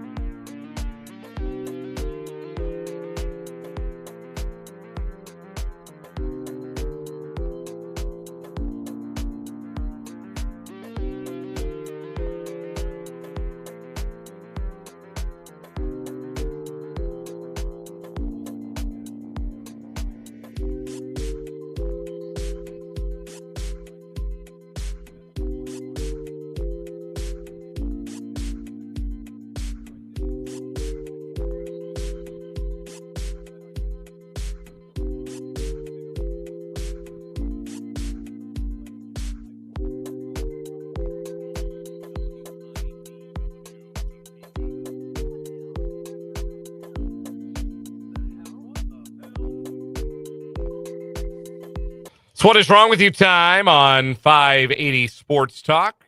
Sponsored by our buddy Ryan Mo Winkle, State Farm agent. Our guy Mo can help you out. Just go to his website, see all the different ways that he can give you a hand. RyanMoWinkle.com. That's MOHWINKLE.com. Our current weekly champion, banned from every Walmart. The woman in Memphis who shoplifted from Walmart and apparently had done it so many times that Walmart said, yeah, you can't come into any of our stores anymore. So funny. Dedicated to the game. I didn't believe it when I first read the headline. Brendan, your story goes first today. I didn't read Dan's story, but I saw the title of it in our show notes. And sometimes when you know another story is going to be a banger, you just throw out cannon fodder, literally in this case. I know this story is not going to win, but it is pretty funny. A fingerprint on a goldfish package landed an accused robber behind bars. Cops identified and arrested a man for hitting a female manager at Family Dollar in the face with goldfish crackers when she confronted him about stealing from the retailer. Got cracked. Allegedly, Michael Gonzalez, known as Gizmo, struck the 65-year-old victim, 65, after walking out of the Florida business with approximately $50 worth of cleaning supplies and a box of goldfish. The victim approached Gonzalez as he handed the stolen goods to a passenger in a vehicle parked in front of the store. Upon being challenged by the woman, the 29-year-old Gizmo allegedly hit her in the face with goldfish crackers, causing a small cut under her lip. Seen in a ridiculous mugshot with tattoos all over the place, Gizmo was arrested for strong-armed robbery, a felony, in connection with the incident that happened actually back in September. He was in custody Thursday for a prior alleged robbery in which he stole a skateboard from a man who he then punched, bit, and stabbed in the face and head. This guy's a real winner. He's got all sorts of various things on his rap sheet before. Throughout the interview with police, Gonzalez stated this was a petty theft and he should be able to just get time served. A judge, however, disagreed, set his bond for $30,000 instead. Man, don't hit me with goldfish crackers. It's like one of the more emasculating things somebody can hit you with. Yeah, that there's no dignity like if you in that. Bust me in the face with some Oreos, like, all right, I can hold my head up after I recover, but man, like, with the goldfish. Man, got me with the Teddy Grahams. Teddy Grahams might be worse. Teddy Grahams might be worse. All right, my story today is titled Meth Cannon. We go to Louisiana, the Pollock Correctional Facility in Grant Parish, Louisiana, where two men from Colorado attempted to smuggle $112,000 worth of tobacco and $89,500 worth of meth inside of the facility using a T-shirt gun. Hell yeah. They were planning to blast the contraband items over the prison fences and walls. Further investigation revealed that the men planned to use it to launch the items some 350 feet into the population. Grant Parish Sheriff Stephen McCain said the smuggling operation was uncovered by a sharp-eyed deputy who noticed some strange behavior going on near the prison walls. The deputy intercepted the two men, 18-year-old Jose Francisco Herrera Munoz and 19-year-old Angel Gonzalez Gutierrez, both of Colorado. Come on, guys. Were arrested and charged with attempting to introduce contraband into a penal institution and attempting to distribute meth with a T-shirt gun. Penal institution. All right. They mean Juventus? T-shirt gun full of meth and cigs. Yeah, this one's got to win. Yeah. I think it's hilarious. Good for them going for the big score, literally. You bring anything gun or cannon shaped near a jail, you kind of get what's coming to you. They should have gone for broke, got one of those revolving ones that you see at the game. Meth Uzi. No, just had the T-shirt. Just had the revolver. The meth cannon. Does that be banned for every Walmart? That I love that story from yesterday, but yes, I think so. Yeah, I think the meth cannon moves on. Meth cannon, our new weekly winner on What Is Wrong With You. Tim Fitzgerald joins us next on 580 Sports Talk.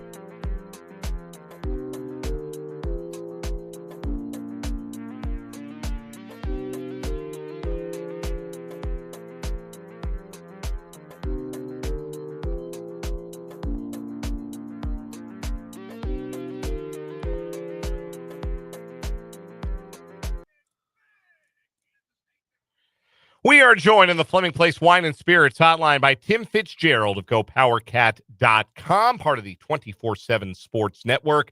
Check out Fitz and his staff's outstanding work covering the Cats and become a VIP subscriber today to get all the inside info.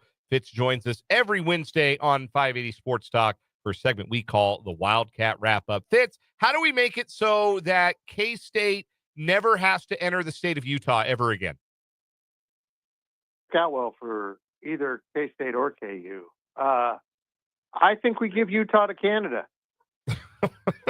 Just appease Canada. You can have this beautiful state filled with very nice people, but basketball teams that can't be beaten. So here, have it.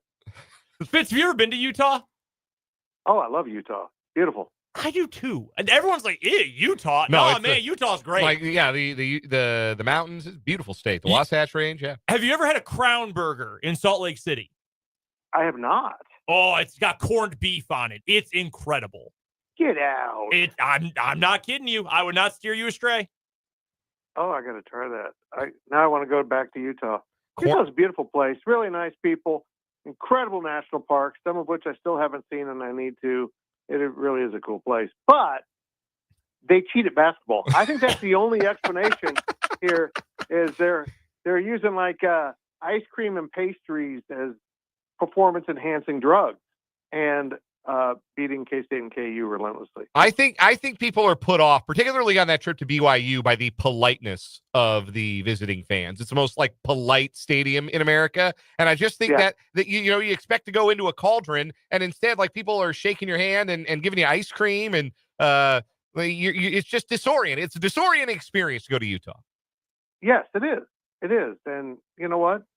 Apparently, they play pretty good basketball. I don't understand it. It's not. I mean, did James Naismith do a pilgrimage to Utah? We don't know about this. What happened here? Secret Mormon James Naismith? The people are asking. Anyhow, I like it. What really went wrong for K-State in their 0 for Utah trip? Was it any one area or department where you feel like they went backwards a little bit from what they had done in their 6-game winning streak? Really about everything. The only thing that stayed fairly constant was Doug McDaniel's level of play. And Max Jones was getting after it too. David Gasson a little bit, but you know what? He ran into some true bigs, and that was a problem. That's always been a problem for him. That's nothing new. But during that 6-game winning streak, they were playing a really high level of defense. They were turning that defense into offense. They were getting turnovers, steals, blocks, getting out in the court and running. And even when the ball went through the net for the opposition, they'd still kind of push it and try to get to the rim before the defense could have set up. They did none of that in these last 2 games. Maybe little glimpses of it, but they never played to the identity that they carried during the 6-game winning streak. And instead, they reverted back to how they were playing before. I don't get it. Maybe they were mentally and physically exhausted. Coleman Hawkins looked like he was really enjoying his time in Nevada because he had no clue he was in Utah. He was just out there standing around doing weird stuff. And it was an utter letdown for everyone related to K-State because, look, BYU was good. Utah's not good. K-State didn't even play well, and they were still in that game. If they just put it together a little bit, they win that game, but they couldn't. They were incapable of it. The one thing I have thought watching K-State and really thought it watching the Utah game is they need to do more, and Jerome Tang has said this at times. They need to do more to get Brendan Haasen shots because Haasen is capable of making some very difficult shots and doesn't need much time to get his feet set, get square, and get a shot away. Does K-State need to start running him off of some more screens and maybe, I don't know that there needs to be a number that they need to hit of threes he needs to take on every given night, but it always feels like the answer is more than he ends up shooting. No, yeah, you know what? You know what they need to do? They need to get back to attacking the rim, collapsing the defense, and freeing him up. And if you're not going to do that, passing the ball around the outside and, hoping he can get a shot off doesn't work as well as getting inside the defense and passing out to him because the defense had to slack off of him to help. And they just got away from going into attack mode and being aggressive and being assertive with how they play basketball. They went back to being passive, and they paid a price. And probably the price was almost no shot at the NCAA tournament now after working so hard to put themselves in that position. We're joined by Tim Fitzgerald, the publisher of GoPowerCat.com. He joins us every Wednesday at this time for the Wildcat Wrap-Up on 580 Sports Talk via the Fleming Place Wine and Spirits Hotline. Go check out his and his staff's great work covering K-State at GoPowerCat.com.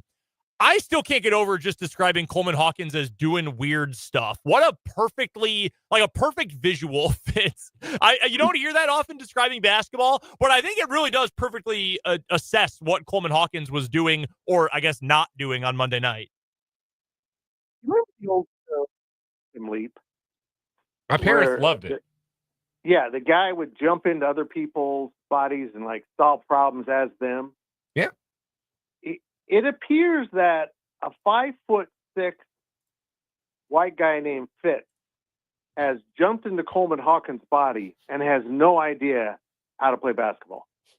Or maybe it was a little kid, because little kids, when they get the ball off the rim, they'll dribble it, or near the rim, they'll dribble it back out to 3-point land to shoot it, which is exactly what he did with the game on the line when they needed to. It looked like he was so disengaged, not from the game, but the entire sport. He didn't know what he was doing. I can't explain it. I've never seen anything like it. This is one of the most intelligent basketball players I've seen. Does he like to get physical? Not really, but he's a great dribbler, passer, a decent shooter, can create his own shot, really can defend. He did almost none of that on this trip. It was like he was bored with himself and decided, I'm not going to do this. I'll let this little guy possess my body and just kind of go out there and hang out. Because other than a short stint there towards the end of the game, when he actually made some great plays, he did not look like he even wanted to be involved in the basketball game. And I'm baffled, truly baffled by it. You mentioned the high level of play, though, from Doug McDaniel, he's been first team all Big 12 caliber over the last few weeks for the most part. He's been playing really inspired ball, very focused, playing to his abilities. Do you know what Jerome Tang said to him to get him to snap into this? Because Juwan Howard at Michigan sure wasn't able to do it the last couple of years. And now all of a sudden, after the start of the year when Jerome Tang was pretty much, it sounded like he was pretty much saying, hey, get through the year and get the hell out of here. Now, all of a sudden, I feel like he should certainly be back next year to run this team. Well, they've gone from button heads to speaking highly of each other, particularly Doug talking about his relationship with Jerome Tang. And, I think Jerome Tang started giving him not tough love, but assertive love. And he was trying the tough love thing, trying to discipline him and all that. Every young person doesn't react the same way to what might be what you would do with other people. And I think he just needed a little backing off of the pressure and kind of meeting in the minds. And they seem to be on the same page now. And Doug's playing outstanding basketball as a defender, as a shot maker, and also what I never thought at the start of the year was really his strength as a creator, as a point guard. But he's doing that too. It's been really impressive what Doug McDaniel's turned into. And this is a guy that'll play in the NBA for a long time. And earlier in the year, he didn't look like he was going to make the G League. He just did not look like a major college basketball player. Now, like you said, he seems to be all Big 12. We're joined by Tim Fitzgerald here on the Fleming Place Wine and Spirits Hotline. Tim, flipping over to women's hoops, it's anticipated Aoka Lee makes her return this Saturday for the second edition of the Sunflower Showdown. How big is it going to be to have her back? 3 games left in the season to get her, feet wet again before the Big 12 tournament. Yeah, my fear would be now they got to go back to how they were playing before with her. Maybe it's good because last game out playing without her didn't go well. And maybe they'll be able to just slide right back into that mode. I'll be interested to see how much she actually plays, how much is really in that tank. She's been shut down for a while, and we know conditioning and those things have been an issue for her with all of her injuries. So how much she plays will be a big part of the story. Will it be like 5 minutes, or will she back to be 15, 20 minutes? She'll play. She's been apparently practicing and getting out there, so they'll play. They'll play her because it's senior night, even though they have another game, because this one's on a Saturday. They're doing senior night for them, and I think just that alone will be a reason for her to play. Couple more questions for Tim Fitzgerald to GoPowerCat.com here on the Wildcat Wrap-Up on 580 Sports Talk. Chris Kleiman has filled his coaching staff out. Brian LePack gets promoted from tight ends coach to offensive line coach. A lot of people around the program speak really highly of LePack. What is he going to bring to that offensive line room? High level of intelligence, discipline. I think it's a brilliant move. I mean, this is what his position group is. He's been coaching tight ends because he's trying to get into the offensive line. So this is an enormous career opportunity for him, and I think he's going to do a good job.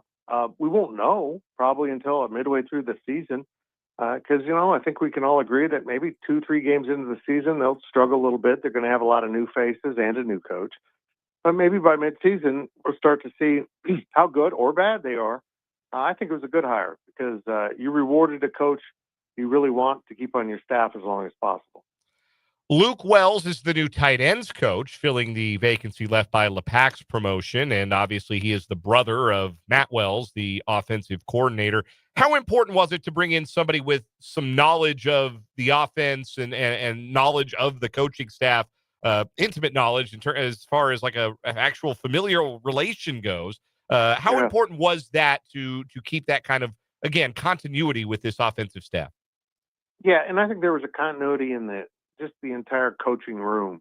They seem to have a good working relationship, and bringing in Luke Wells is someone that, of course, one knows really well, but multiple coaches know him and know what he'll bring to the table.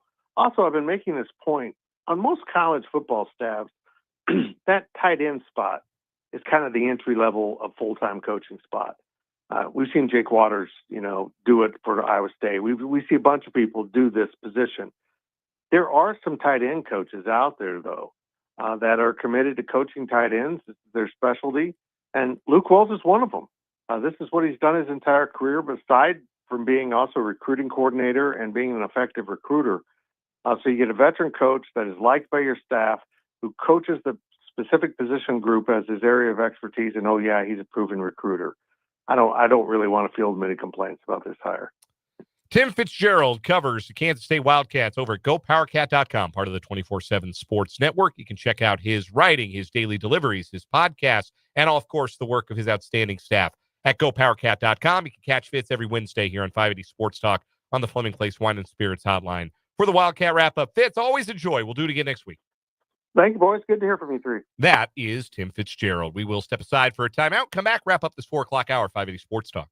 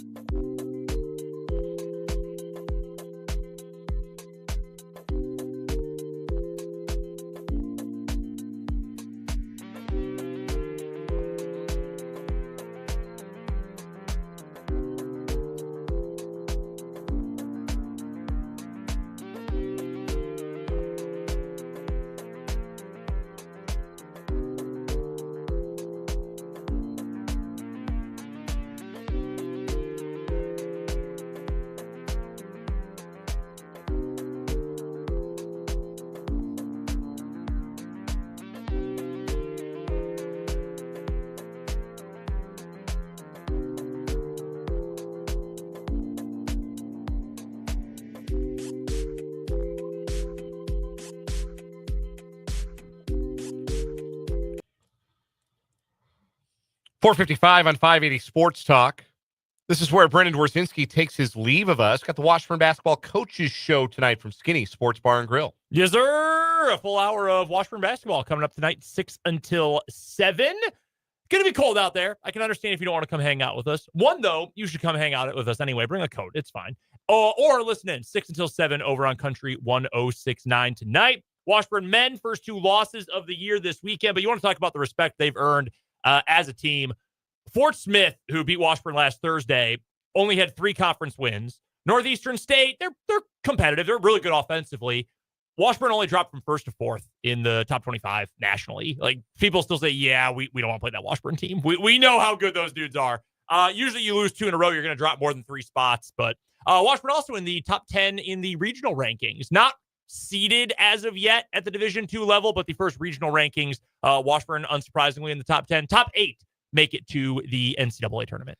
And you'll be previewing this week's games. Central Oklahoma comes to town Thursday night. Yep, UCO tomorrow, and then it'll be Rogers State on Saturday. I also jumped out early. The Washburn women did win on Saturday. They took down Northeastern State. Barbie Dada is just playing insane basketball right now, 23-16 last time out. They're trying to make a push to improve their seeding for the MIAA tournament as well. They're not completely perfectly locked in, but they're almost certainly going to make it at this point. So we've got plenty to talk about. These UCO games are huge, especially on the men's side. UCO has won 6 of its last 8. They got some really good offensive talent. Former Mercer head coach Bob Hoffman, who, of course, led Mercer to an upset win over Duke, famously in the NCAA tournament. He was the head coach at Mercer at the time. That's right. He leads the Broncos. So, yeah, should be a lot of fun breaking that all down tonight, again, from 6 until 7.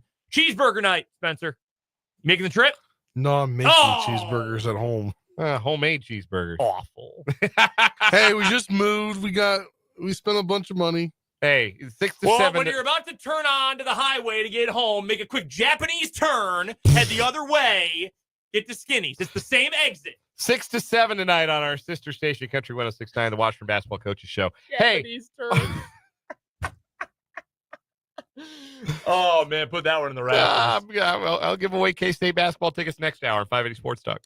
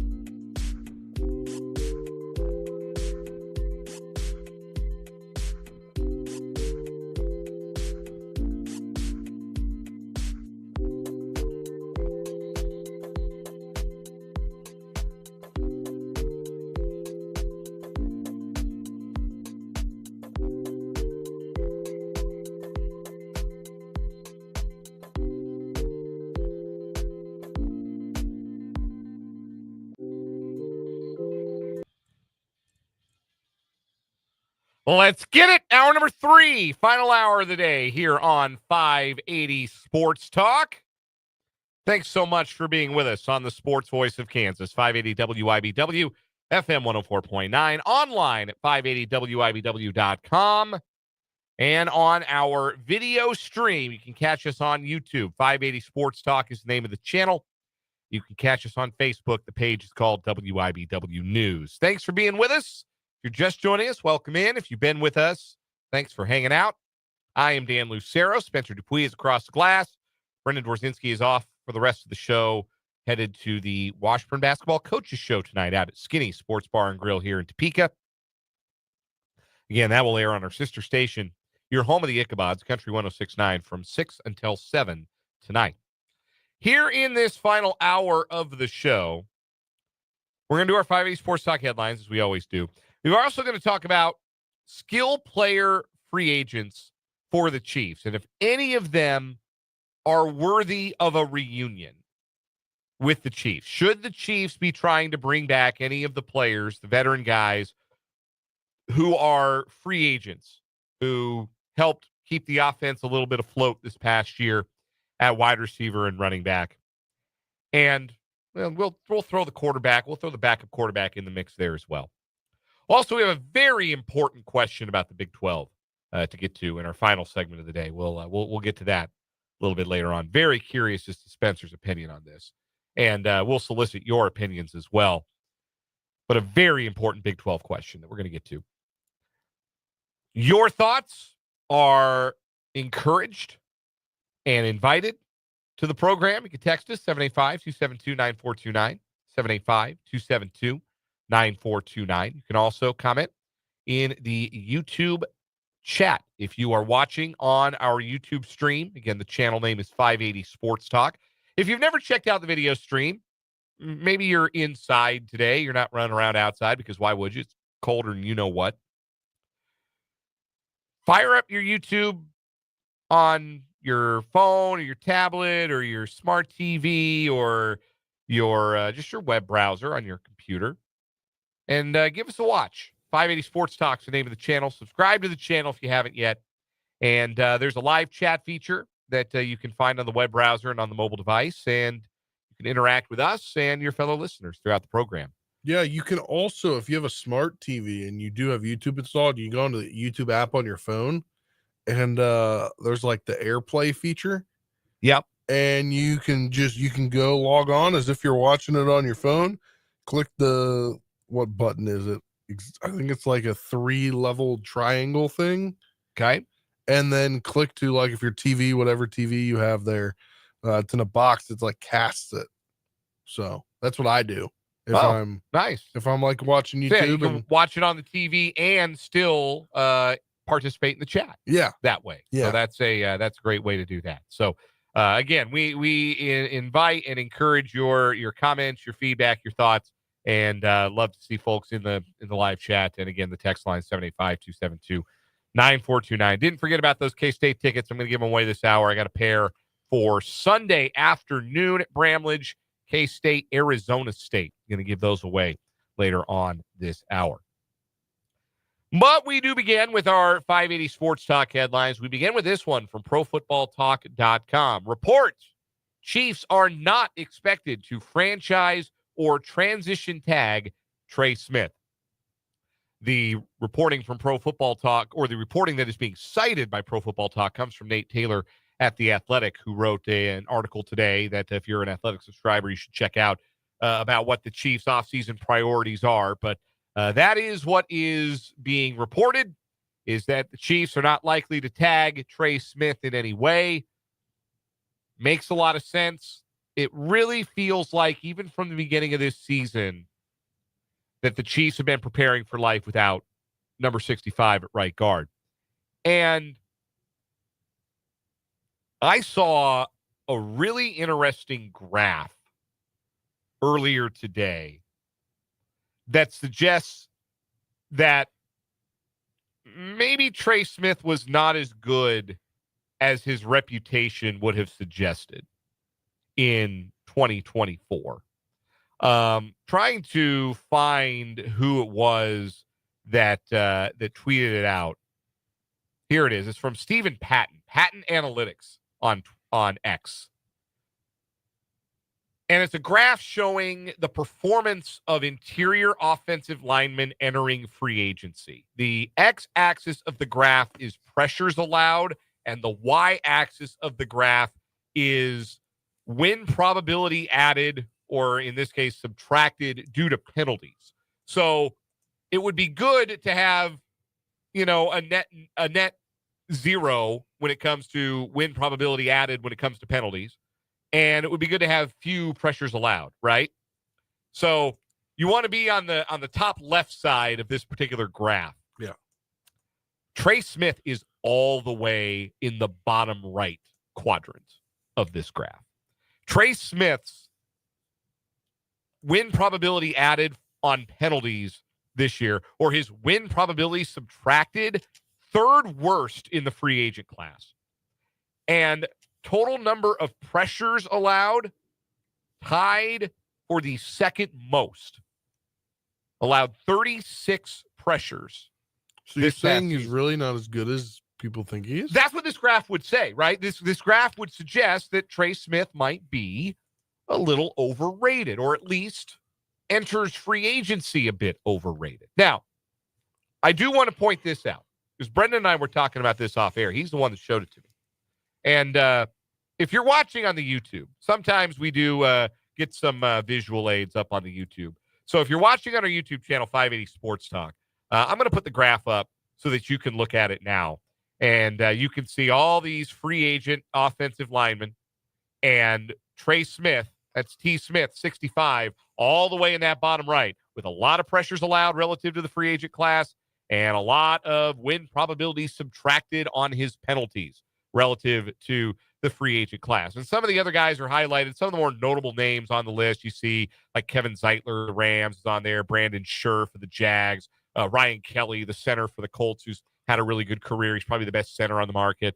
Laken Tomlinson of the Seahawks. He's up there. He's the green number 70. Cody Ford's up there. Yeah, Cody Ford. The world's most hated man, apparently. Anyhow, so yeah, this graph that we're looking at on the YouTube stream right now, 580 Sports Talk, suggests that Trey Smith did not have a good 2024. But I would offer this as a rejoinder that pressures allowed by a guard are not just a function of the play of the guard. They are also a function of the play of the tackle.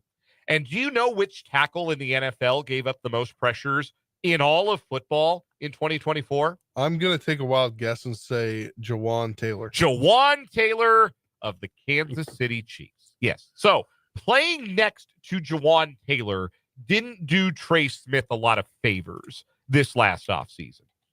So my thought is that graph underrates Trey Smith. You also have this piece of evidence from Pro Football Focus. They had it graded out that Trey Smith did not allow a sack this year, that he maybe allowed some pressures, but he didn't allow a sack. Creed Humphrey and Trey Smith each played the same number of snaps without allowing a sack. And that was the most in the NFL by any offensive lineman. 732 snaps for both Creed Humphrey and Trey Smith without allowing a sack. So which is it? What is the picture of Trey Smith? It's fascinating. Is he a guy who gave up too many pressures, committed too many penalties? I did think he was a little bit more penalty prone this past season. Just speaking anecdotally, it did feel like Trey Smith had a few more penalties called on him. And I'm not trying to do the thing where a team says they're not going to keep a guy and you say, well, that's all right. You didn't need him anyway. He wasn't that good. He wasn't that good anyway. Yeah. He was actually penalized way less this season than he was in 2023. He only had 2 penalties called on him all 2024. So again, anecdotally in my head, I was thinking, yeah, you know what? That kind of adds up. He did have those 2 penalties must have been super costly. Yeah.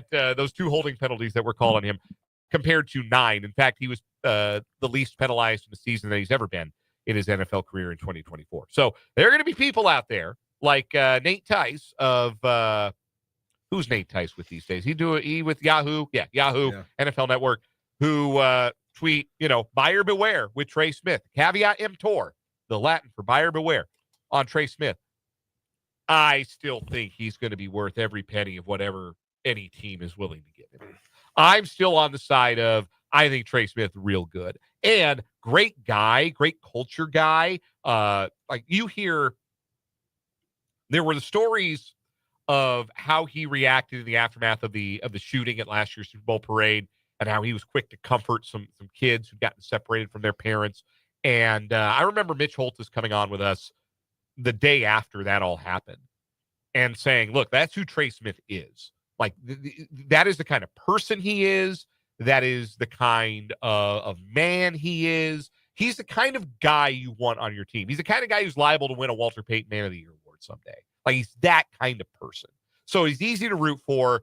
He's been healthy. He's been durable. Doesn't give up sacks. If he gave up pressures this year, maybe some of that was on the right tackle he was playing with. Maybe that's a bigger issue for the Chiefs moving forward than people have been willing to talk about. But I am on the side, Spencer, that Trey Smith is going to be worth the money. Yeah, I would say so. And I think that him, like, we obviously know Jawan Taylor's a problem, but he's a problem that's unfortunately locked in to the way this team's going to be for the next few years. You just hope he can improve, and that helps improve the left guard or the right guard play. Yeah, I think I'm with you there. And I think the Chiefs are prepared for life without him. And I think that life is going to be a little bit more difficult for the Chiefs as they try to address their needs. That's going to be a need that they have, because I don't think that you're going to upgrade on Trey Smith. I will say they got a little good news today.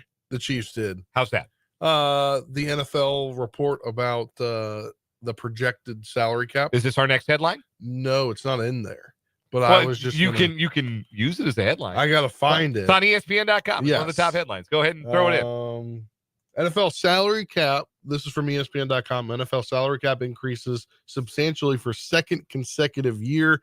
The NFL on Wednesday informed its teams that the per team salary for 2025 would be between $277.5 million and $281.5 million, with the final figure to be determined following negotiations with the Players Association. Last year saw the largest increase of all time. It rose from 224.8 in 23 to 255.7 for 2024. The caps increased over 53 million, or will over the last couple of seasons, but I believe they didn't anticipate it to be between 277.5 and 281.5. If I saw some things on being reported correctly, I think they were reporting it. They were thinking to be near 270. Yeah, 275 instead of upper from that. So I think that's 7 to, or like 2 to 8,000 more, million more than people thought they were going to have. Yeah, teams thought they were going to have. So I think that's a player or two.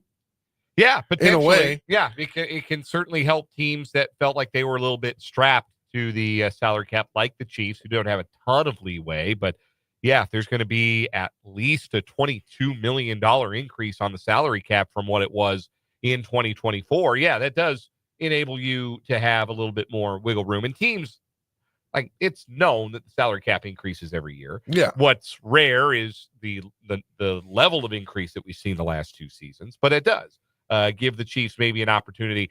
I still think, though, that's like your Nick Bolton and your Justin Reed money there. Yeah.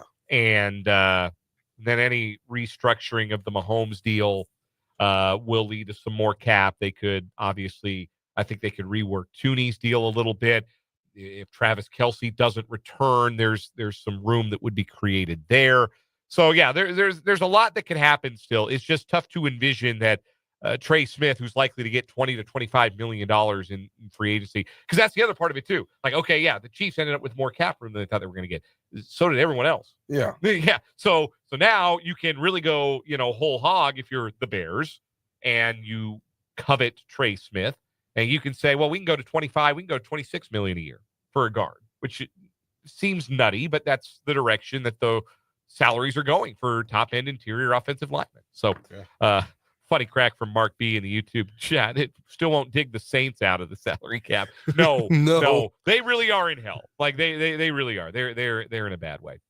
All right, next headline, 580 Sports Talk headline. We'll stay in the NFL. This is from The Athletic. Chargers to open 2025 season in Brazil as NFL returns to Sao Paulo for a second straight year. There will be a week 1 game in Brazil, and the Los Angeles Chargers will be the home team. The Chiefs are one of 6 possible feasible opponents for the Chargers for this game. You know that the league loves to get eyeballs on the Chiefs, as many as possible. I don't know if that game's going to be streaming only again, because last year the Brazil game on the Friday night before the start of the season, because you had the Chiefs open at home on Thursday night. Next year it's going to be the Eagles open at home. The Super Bowl champions will open at home Thursday night. And Friday night will be the Brazil game, and then you'll have the Sunday night, and Monday night. I got to believe the Chiefs will be in prime time somewhere week 1 of the NFL season. Do you think they're going to put a divisional game?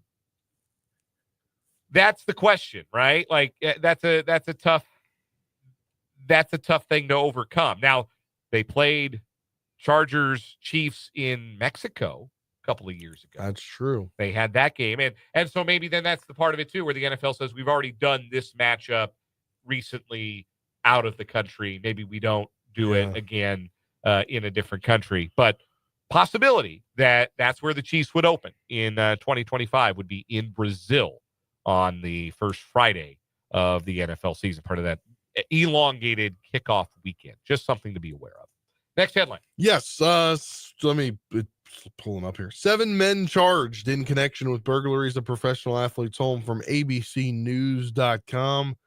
Federal prosecutors in Tampa on Tuesday charged 7 members of a South American theft group that allegedly targeted the homes of Chiefs stars Mahomes, Kelsey, and other professional athletes, including Joe Burrow. According to the complaint, the men were members of a South American theft group that burglarized the homes of athletes in the NFL and NBA while they were away playing games. At the time, the defendants are accused of stealing valuables worth more than $2 million, according to the complaint. They are all from Chile. Yes, and they also ranging in age from 20 to 38. Yeah, guys being dudes. How do you say that in hombres? Being hombres. They also decided to take pictures at said homes of players, and that's the evidence being used against them, is them taking selfies with the stolen goods. With the stolen goods. Yeah, generally not a great idea to take pictures with stolen stuff in the house that they're stealing it from. I don't know about that. That looks to pretty clearly be a hotel. Oh, yeah. Yeah. But no, this is after they had broken into the home of Milwaukee Bucks player Bobby Portis. Man, they are quite lucky they didn't run up on Bobby Portis. Bobby Portis will punch you in the face.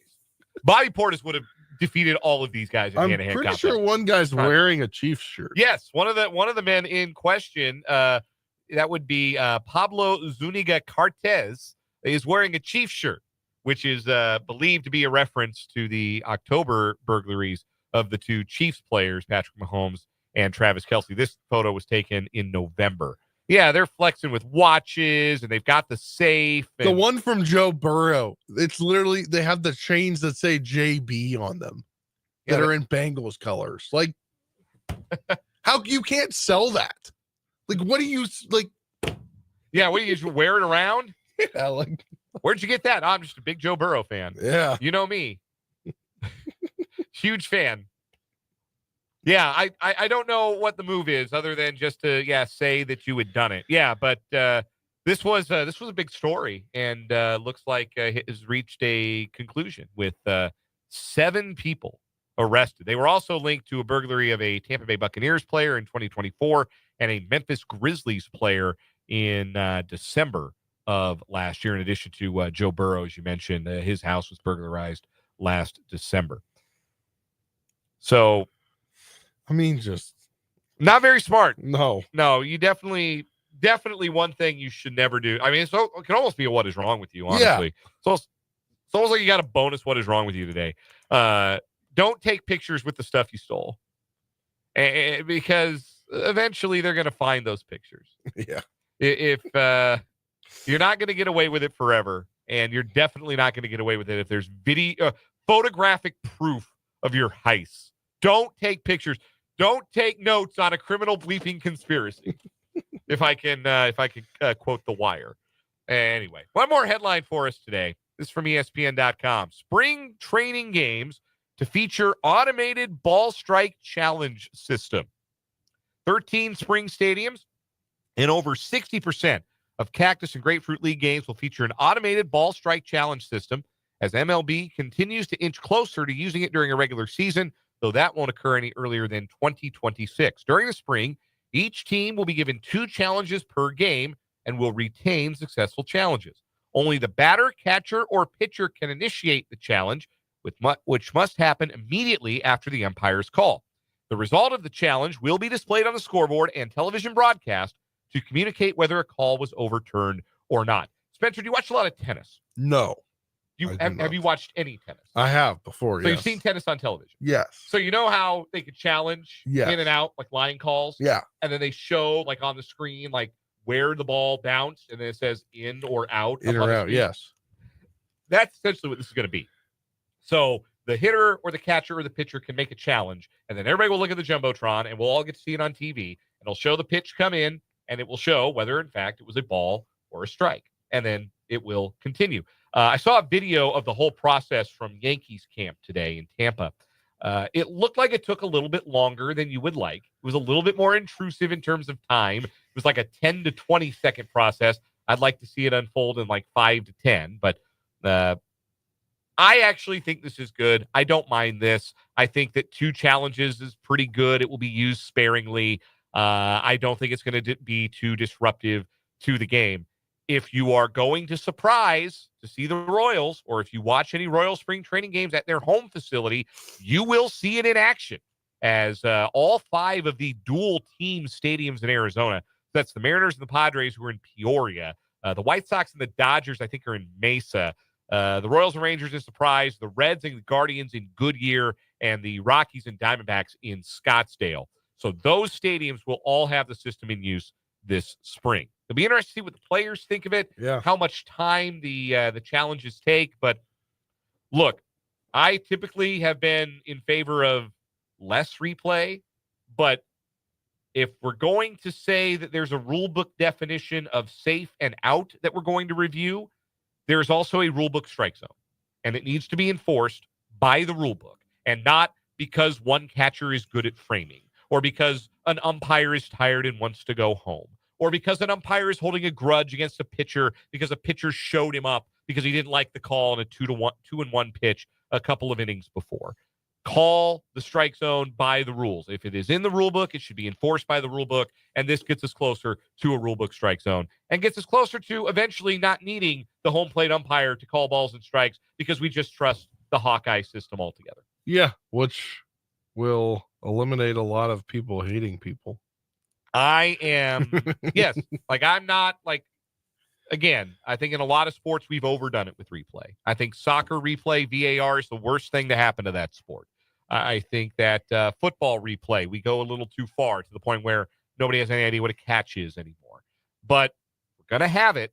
This is the kind of thing where I think it's actually okay to have it. And I've seen it in application in a minor league game in the Florida State League 2 summers ago. And it's pretty quick and painless. Now, of course, they didn't do the whole thing with the video. They just, like, it was a buzzer in the umpire's ear. It was either buzzed if it was a strike, and it didn't if it was a ball. So maybe the video implement makes it a little intrusive, makes it take too long. I don't know. But I think this is good. I think this is good. I think this moves us closer to robot umpires, which I think we need, because I do not think humans were made to call balls and strikes when the pitchers are all demons throwing 100 miles an hour with sliders. Yeah. That's just my take. We'll take a timeout. We'll come back. We're going to talk a little Chiefs. Which skill player free agent should they bring back for 2025? We'll talk about it next on 580 Sports Talk.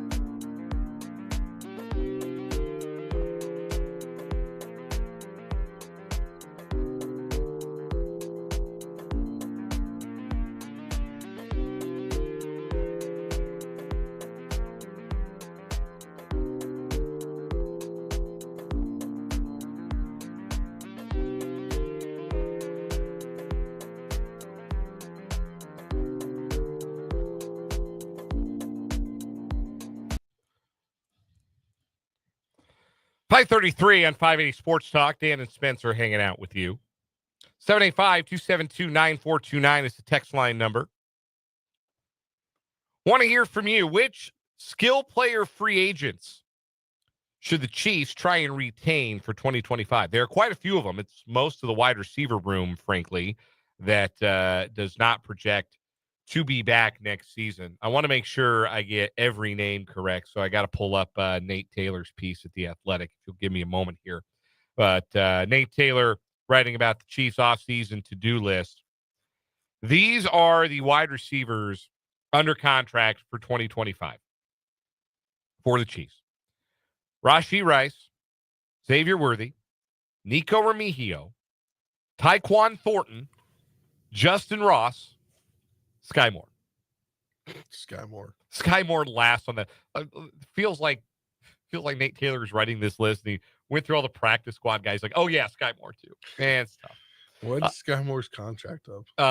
Sky Moore will be entering his 4th NFL season, so yes, this will be his final year with the Chiefs. Anyhow, he makes the team. Obviously, that receiver room's not good enough, not remotely good enough, not anywhere close to being good enough. Thornton and Ross are not NFL guys. Remigio to me is strictly a special teamer. Rashee Rice may miss some games, either via injury, via NFL suspension, or both. Xavier Worthy came along. I still don't think he's a true number one in the long haul, but he came along, and I think he's going to be a good NFL wide receiver. Anyway, obviously, the Chiefs need some guys. They've got these guys. That means these guys are all going to be free agents. Hollywood Brown, DeAndre Hopkins, Juju Smith-Schuster, Justin Watson, and Mecole Hardman. Let's start there. Of those 5, which one should be the highest priority? I think it's a pretty easy answer, actually. But which one of those guys would you most want to bring back to the Chiefs in 2025?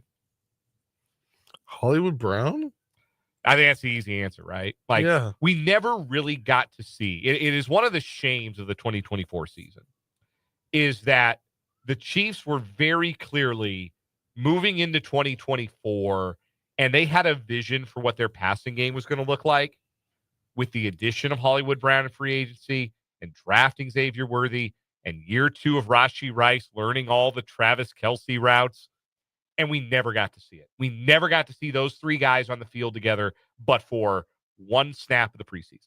And I don't even think those guys were all on the field together for that snap. So it doesn't even really count. We never got to see it. And I think that sucks because the Chiefs were always putting Band-Aids on the passing game and as a result of first Brown's injury and then Rice's injury. Well, and I think too, I remember when Brett Veach spoke to the media at the end of last season, or the end of the preseason after the initial 53, he said, we really hope that Hollywood can have a great year this year and we can go get him a big contract somewhere else. Well, because of the injury, he didn't get to have that. So I think he's well within a range of being able to pay him to come back. Yeah, that's the interesting thing. Is there going to be a big line of guys, of teams who want to give Hollywood Brown multiple years? Or is he going to need a prove-it contract, which is kind of what he got from the Chiefs this year, right? Yeah. Like if the Chiefs can do 1 year with a bunch of incentives and make it worth Brown's while to come back and have a really good season at age 28 and then turn that into one more contract, I think that would make a lot of sense for the Chiefs. But I think if you're Hollywood Brown, you're going to be 28. Might be your last chance to get a multi-year contract. Yeah. And so I think he might be unwilling to initially sign a 1-year deal. That might be one the Chiefs kind of have to wait out. If they want to bring Hollywood Brown back, they might have to wait that out. Because I think Hollywood Brown is going to see if the market comes to him a little bit with a 2 or a 3-year deal.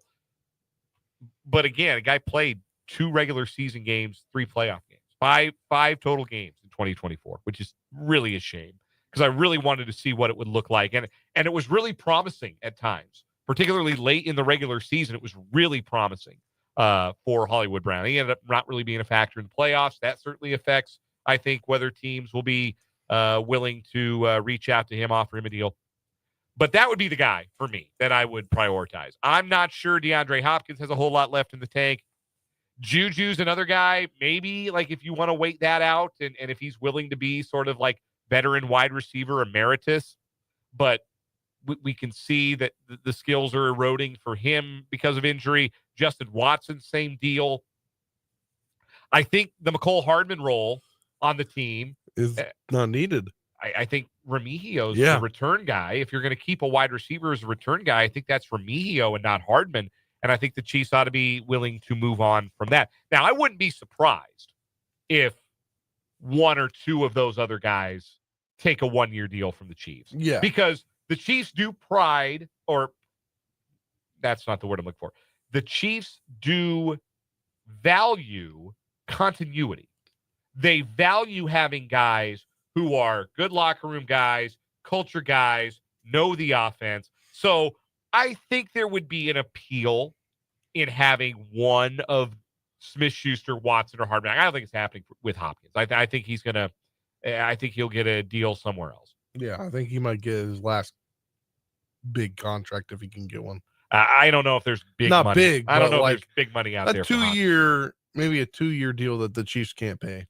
I would. I hope so for his sake, but I don't see it. I would say of those last three, let's ask the question this way: Smith-Schuster, Watson, Hardman. Of those three, most likely to be at camp with the Chiefs is? I think most. Just not basically saying they should, or that they will. Just who do you think of those three is most likely to report to St. Joe? McCole Hardman. I think you're right. And I think, I don't know why. They love him. Yes. And his teammates love him. Like, I do. And he is a hero. He is. He's a Super Bowl hero, McCole Hardman. Yeah, man. I kind of think you're right. Yeah. I kind of think that's the right answer. Kareem Hunt. Would you bring Kareem Hunt back? I don't know. I wish. I don't know. I think Pacheco's not cutting it. I do think that there is an argument to be made that the Chiefs should use like a 3rd, 4th, 5th round pick on a running back. Yes. And give them the opportunity to win the job for Pacheco. I also think there's a fair argument to make that Pacheco was so limited from the injury in his return, and that with a full offseason to recover, could get back to being the player that we saw him be in his first 2 NFL seasons. But he was also banged up in year 2 as well. The injuries are starting to pile up, and running backs, as we all know, don't have long shelf lives in this league. So I think that, and this is final year of his contract. Yeah, final year of his contract. It's a year 4 for the 7th round pick. So this is the last year. They're not obviously going to extend him. I really liked what Samaje Perine brought as that 3rd running back, that 3rd down back. I hope they reunite with Perine. I almost think though that you could make Carson Steele Samaje Perine. Or is he just the fullback? Because we stopped seeing him on offense. Yeah. At a certain point in the season. We just stopped seeing him altogether. Like the thought process, the concept of a Carson Steele, in theory, really nice.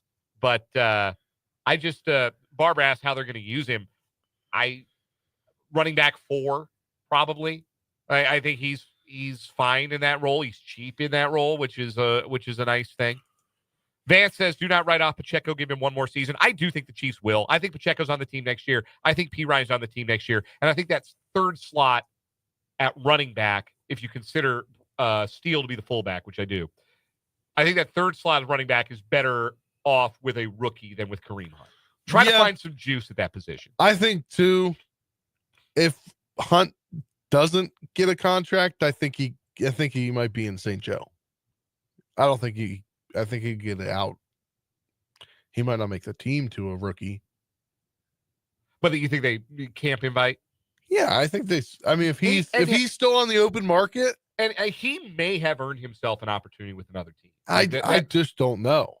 He's older, yeah, right? I mean, he's older.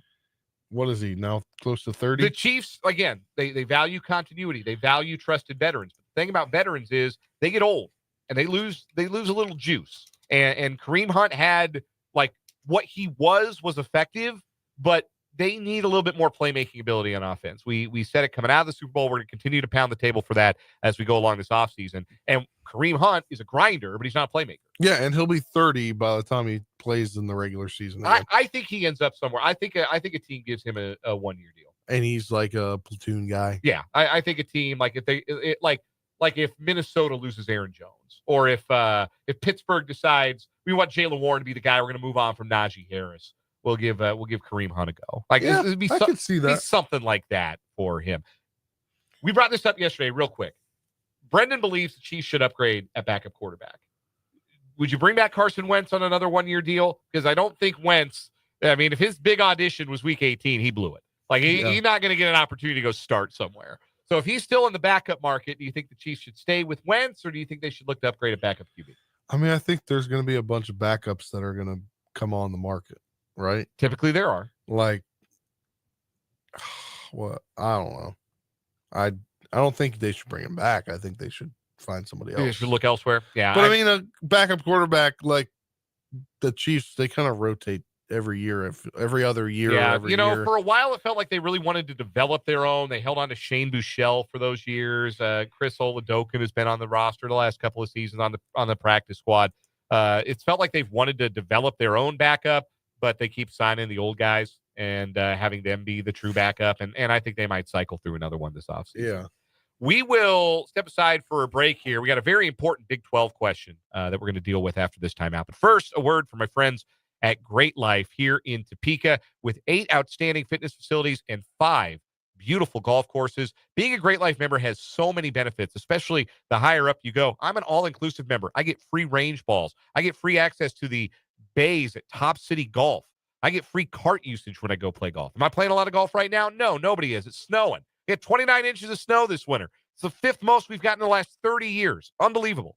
But when it is golf season, I'm going to benefit from that because I'm a Great Life member. I'm an all-inclusive member. You should be too. Go to greatlifetopeka.com to see what being a member can do for you on your fitness goals and on your golf game.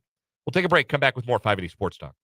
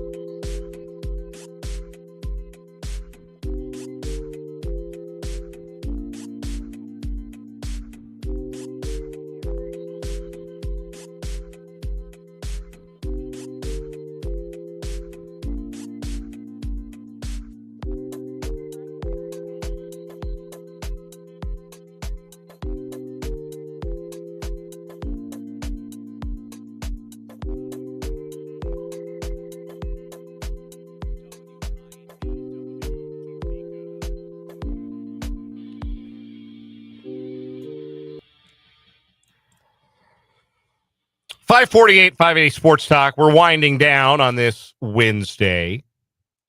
And I felt like it'd be a good time to ask this extremely important question about the Big 12 Conference. Because, Spencer, I don't know if I've ever gotten you to weigh in on this. Okay. Which Big 12 mascot would win in a fight? Like a Royal Rumble style mascot. Now, I'm not talking about like Cyhawk and Baby J or Big J or Willie Wildcat here. I'm not talking about the mascots themselves. Because then the obvious answer becomes, oh, the ones with guns. Like the Pistol Pete's got two. I'm not talking about them.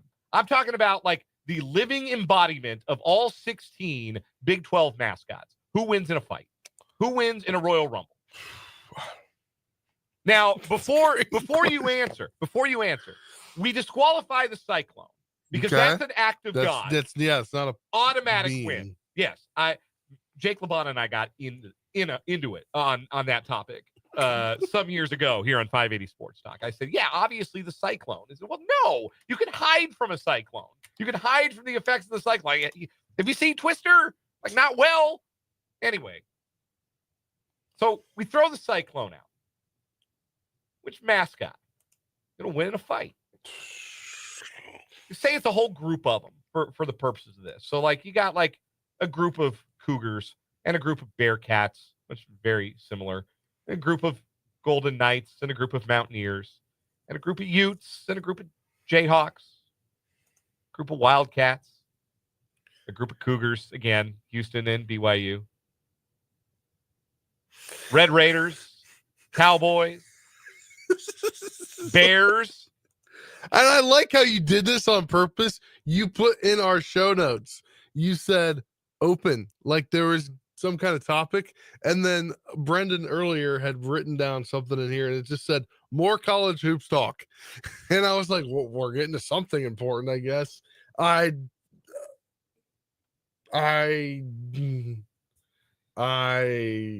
So I'm trying to think here. I kind of think as I thought about this, I kind of got to go with the Baylor Bear. I go with the Bears. Bears are nasty, man. You don't want to mess with Bears. You don't want to trifle with the Bears. But at the same time, Mountaineers have those wilderness skills, right? Yeah, that could be useful. Important question from the text line from 75. Do the Knights get to wear the armor and swords? Yeah. I mean, Knights wear their armor. living embodiment of what they portray, right? Yeah. Mark B says Mountaineers with the long guns. That was going to be my initial answer.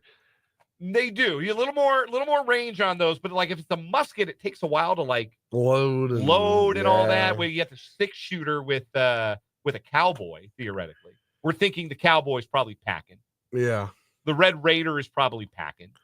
I feel like it has to be one of them. It has to be the Mountaineer or the Pistol Pete. Okay. Like it has to be down because we know they're packing, right? Yes. What if they aren't? What if no guns are allowed? This is fist-to-fist combat. So then no swords for the night. No swords for the night. That's crucial, but they do have still the suit of armor. Fist-to-fist contact. That includes paw to paw. Paw. Again, I'm kind of going Bears here. I'm thinking Bear too because you take the weapon out of the equation. Take the weapon out of the equation here. Because if you put the weapon in the equation, then I think the human element is far more superior to the animal element because you can shoot the animal. Yes. And done. Yes. If you've got a group of Mountaineers all with their long guns, yeah, they're gonna shoot those poor Cougars. But yeah, if we throw the weapons out, yeah, I think it's a Bear. Yeah, I'm gonna go with Bear too. Look at that. We found a consensus here on 580 Sports Talk. Incredibly important question on the Big 12. If you hung out with us through that, you deserve a chance to win some K-State basketball tickets. I'll take caller number 3, 785-272-9429, 785-272-9429. Caller number 3 is going to K-State versus Arizona State Sunday afternoon at Bramlage Coliseum, and we'll wrap up 580 Sports Talk after this.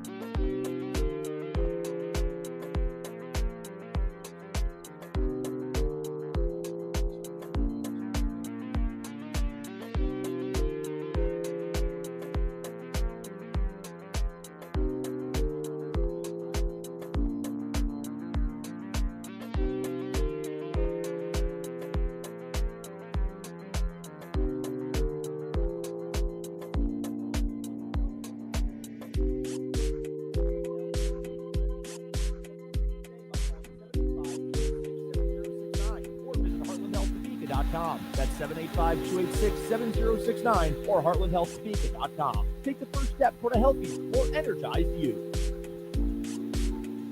1 in 4 Americans today are living with a disability.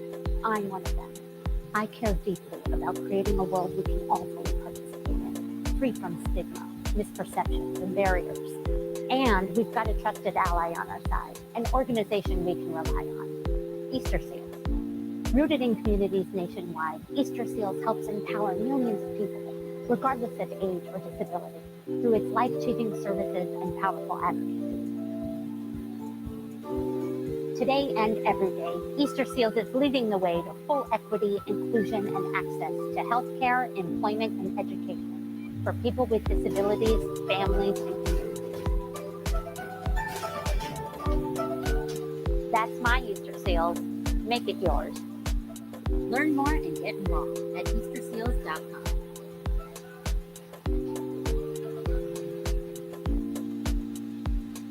WIBW Topeka. One more thing. In conclusion, you better wrap it up. Wrap it up and walking off with the final word. Spencer Dupuis, give it to us. Yes, I've been gone for a few days. I was moving to a new apartment, finally out of the small little 1-bedroom apartment. And we got a couch. And I sat on that couch so much over the last few days. And I've taken for granted what a couch was, because I had a futon and a futon that is a foot off the ground. And now you're sitting in a couch, and like last night it wasn't fun to watched the KU game. And I'm like, I'm not sitting in a bed or on a futon. Like, this is so nice. I can't wait to do it again. Hopefully the next time I watch a KU game, they're in the win column though. There is nothing better than buying a new couch. My wife and I bought a new couch last year, and yeah, it's that first day, that first week with the new couch, breaking it in, getting a little butt groove in your spot. Man, yeah, that's tops. Final word for me. KU hit rock bottom with that loss to BYU, and we'll see if they've got any pride left in them. But I just continue to believe that the biggest problem this team has is that their best player doesn't seem to want to be the best leader. If you're going to be the best guy, the biggest guy, like Hunter Dickinson, you've got to have a little more dog in you than that. And that, I think, is the biggest reason our KU's had the problems that they've had. Washburn Basketball Coaches Show gets started in just a moment over on Country 106.9. We'll be back tomorrow from 3 until 6. For Brendan and Spencer, I'm Dan. This is 580 Sports Talk. Good night.